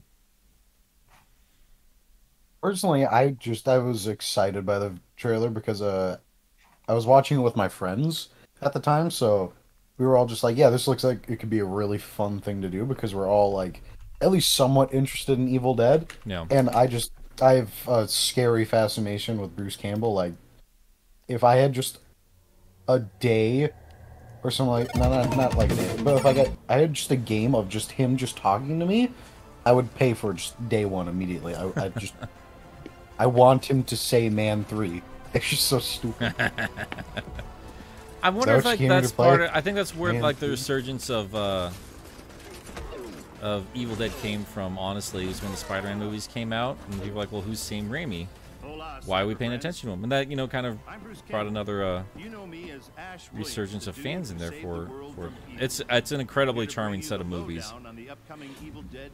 And I've heard Bruce Campbell's a little bit of an asshole in real life, but I think I'd be a little disappointed if he wasn't. Yeah. Like just one of those people that really just looks down on the fan base that he's that have lifted him to these heights. Mm-hmm. That's fine. I want to be a cranky shit because that's what he plays. But who would want to do that? He'd be a dick. With the power of possession in your arsenal, you'll scare I like the those PS1, who used to PS2 death. Evil Dead games more. I keep Literally, forgetting. you can do that. Yeah, like I guess that's like every. Whether you choose the path of evil I don't know about or 360 now. I'm thinking about you'll it. be throwing down in places And I also forgot that there was an Evil Dead game on PS1 and PS2. Yeah. Yeah, again, like there was just this resurgence of Evil Dead love for a little while there, and I think that's partially because Raimi became a mainstream name. And they took advantage of that, and good on them. And I think with the fact that he's directing Doctor Strange Multiverse of Madness, that's given it yet another resurgence too. I think so too. And I think we're at this point right now with Spider-Man where we're getting incredibly nostalgic for the Raimi movies. Time moves too fast, man. I remember when those were coming out, and that was just the biggest deal in the world. And now we're on our third Spider-Man. Just absolutely nuts. It doesn't feel like that long ago when Endgame and all those were coming out, and I'm like, man, those are somewhat old now. Yeah. And yeah, chat. Yeah, did we see this 2 days ago? Yes, you did. I just put on the trailer because we were talking about the game. But like, if you didn't know the franchise and you saw this dude just LARPing in the forest with a zombie mask, you'd have no idea who the fuck he is or like that's an evil clone of Ash. I don't know. So it's very much focused on its fan base, which is fine. No shame in that. Yeah. Unless we find something else to watch here pretty soon, I might wrap it up here in the next few minutes because I still haven't eaten today, and I do have to work in 2 hours, unfortunately. And I do want to get a little bit more editing done before that, so we can celebrate Sonic's birthday in style, and hopefully your boy can talk about dinosaur fighting games soon too. That's an oof because Dinosaur apparently in fighting like an games. hour and a half, Capcom's thing starts apparently. Hour and I a think half. Dinosaur fighting games makes you want Primal Rage again. Well, I have a few games to. I haven't decided if I want to do individual videos on each game. No, I don't. I don't want to do that many videos on dinosaur fighting games. I think that's just more of a fun topic because there's not really much you can say in terms of gameplay from game to game to game. I mean, you can, but it's never going to get in-depth, and anyone trying to get an in-depth conversation going about Primal Rage is just barking up the wrong tree. That ain't why you're playing them games. You can just make multiple videos and say the same thing every video. Yeah, I'm sure that would do super well. You might be able to get a solid 3 minutes out of Primal Rage 2 discussion, and again, how that didn't roll out, but that's about it. No, I can. Who are you talking to? Who made a video on Heavy and Bomb? I can do this. Don't even worry about it. Let's see. I'm trying to see what other people have been saying here. Oh, Drax, I want a decent Spawn game. I think it's time for a new one. Yeah, that's another one of those franchises that was like really, really strong when it came out, and it's just kind of been coasting ever since. We've had a lot of Spawn in video games, and I don't think they've ever left a lasting impression outside of a cameo in Soul Calibur. And even then, it's like, well, why bother with the Xbox version when you got Link in the GameCube one? Wasn't Spawn in the new Mortal Kombat? Yep, he's an MK11. There you go. Yeah. There's that. Yeah, but not many people know about it because it's not a big impact. Who remembers who Spawn is right now? Spawn doesn't have a big, powerful fan base to start with. And then, to lead into, he has no contemporary media to tie into. It's just going to be a nostalgia flip for the fan base he does still have. Joke's on you. He had a bad movie and a somewhat okay cartoon, from what I hear. I thought it was boring as shit, dude. I thought that cartoon was boring. Honestly, I have never seen the cartoon, but I want to watch it at some point. But I haven't seen it yet. The movie was saved by John Leguizamo as Clown, but even then, it still was cringeworthy. I think Spawn's got a lot in terms with Sonic the Hedgehog, where I think a lot of it is thanks to design more than anything else, kind of carrying it along in the early days. And obviously, there's still a lot more to it from that, but I think that's what really kind of made it stand out was McFarlane's artwork. And with McFarlane being kind of an asshole in years afterwards, I wonder if that kind of affected how well. Yeah, because if you wanted to make a good Spawn game, it's going to end up being kind of like a Spider-Man clone, where you have to have free-flowing movement, both vertically and horizontally, in an open city area with basically an action combat style, sort of God of War style. You got to combine Spider-Man with God of War, and you have a Spawn game. But seeing somebody deliver on that requires a lot more money than the developer's willing to throw at that kind of IP. I mean, didn't they already try to do like the brawler style a couple times now? They had the Dreamcast game. I think that's more of like just a shooter, and then Armageddon on Xbox and PS2. Maybe. Yeah, I played Armageddon, and Armageddon was just kind of like a city street walking brawler style. Yeah. But I'm talking like you have to go more to the, again, sort of that Spider-Man, free flowing, all out there sort of thing. It's too confined. Spawn was big on his movement, with his cape, with his flying, with his being able to go all over the place. So when you don't have that in the game, you don't feel like Spawn. Yeah. I'm gonna look up. I mean, in 2018, Jamie Foxx was confirmed to play Spawn in a reboot. So, if that's still happening, that could push him back to public, kind of revitalize him to the public perception.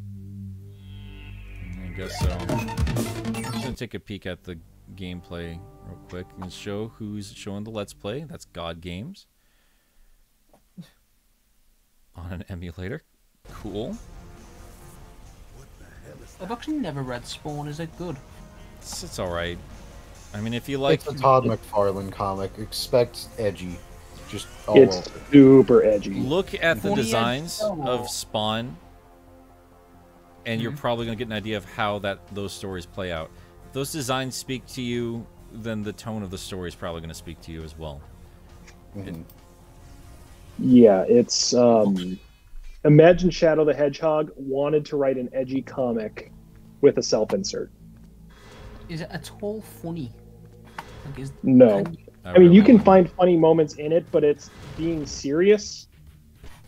It's funny how serious it's trying to be, sort of. Oh.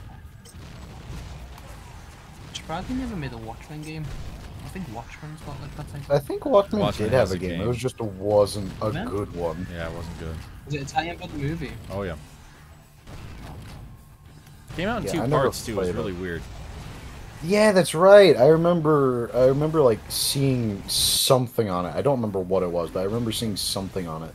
And how like you were only able to play as like 2 of the Watchmen in like part 1 or something like that. Oh damn, look at the game's like 6 minutes into the gameplay and we're already seeing Violator boss fight. And he's poking at him with a little chain crotch thing. I don't just shooting. Castlevania owned what was Spawn. Man, it's so hard to just try and... I want to do, like, Game Apologies episodes, but some of these games that just have nothing going on. They're just here to fill out a contract for a license. And man, this looks like this boss fight is like game. 3... Yeah, this is like 3 zones in, so whoever's video this is, they're skipping forward, just kind of showcasing the game. Yeah, it looks like it. That's what I'm seeing here. And I don't blame it. You don't need to watch the whole game. Kept in the loading screen with all their editing for some reason. Annie Killy, or Ann Killy, thanks for following on Twitch. Oh god, this is boring. We're done with this.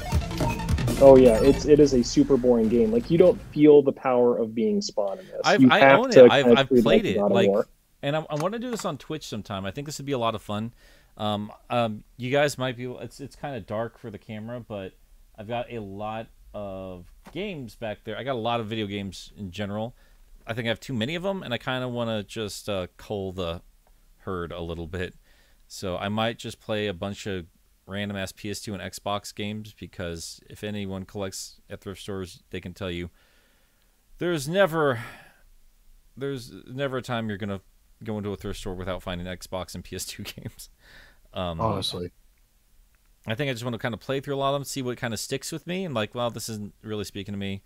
Goes in the pile. We'll donate it somewhere. And other ones, if it's is a lot of fun, we'll like a video on it, and we'll actually play through the whole thing. I think that'd be a lot of fun. Because I certainly have a lot of games I just got because they were $2 as opposed to actually giving a shit. Oh, and Golden Lightning, yeah, Golden Lightning has been here for every single stream I've done this week, so thanks for being around, dude. I appreciate it. Let's see. 3D Rise Star game plays like Werehog, but more emphasis on platform and shorter fights and new moveset. Has spot boom. That's what I want. Sure, that's cool. Yeah, Rise Star would be fun. Rise Star was a great game. Yeah, I don't know if I really need heavy combat focused Rise Star. I really don't know, like, if I can think of any games I've really done, like, stretchy mechanics incredibly well. Rise Star would be great with a 3D platforming, like, playground. With open like area like a rubber playground band kind of a thing where you got to stretch it back and everything. Did Unleash do that ever? Did they ever use the Werehog's stupid stretchy ability to, like, kind of have him slingshot or anything like that? Like, use, like, physics mechanics? Automated. It was all automated? Ah, boo. What I can remember, anyway. What a waste of time. Angry Birds, but with Rise Star. There you go. Yeah, make it a monthly event to play shelved games. It's a good idea, Snoopier. I think that might be a Patreon perk. We'll just kind of have all of us just hang out once a month and just play a bunch of weird ass games, and we'll just do it on Discord or something, because I don't know if it's always going to be like an actual fun watch for everybody. I cannot wait for you to drop an office tour. Haley, I thought you had things to do. Yeah, I mean, I guess I should at some point, shouldn't I? Actually show off the room. It's, Yeah, I'm just waiting for the Nick game room video at this point. I mean, I guess I could just show you random things that are just kind of around me at any given point. Like, for instance, this plush Stegosaurus. This pizza tin. I like this. I like this, too. Like, you open it up. I can open up. I'm a real man. I can open up a tin. Oh, my God, Nick. You're embarrassing yourself in front of all your friends. There we go. Look at the inside of it. Isn't that adorable? That's precious. Hold on, I'm still waiting for you to open the tin on my screen. There we go. I could just it's weird how easily I can just grab shit. A Sonic the Hedgehog GameCube controller that's not actually made for the GameCube. Lady Gaga Oreos. Somehow that's the most random thing that you mentioned. Lady Gaga Oreos. Here's the really embarrassing part of it. These were in stores in February, and I only just discovered them, so I went and tracked them down online and spent $13 on Oreos. And they are still good. They are good till August. And I got them only because they have green cream filling. I may not ever make another top 10 green foods that should never be green video. But god damn it, I wanted to experience it before I ever made the video, and I still do. This is who I am. You guys need to accept me for who I am. Green frosting. Couldn't you just use the mint filling one? No, this is just straight up just vanilla. That's great.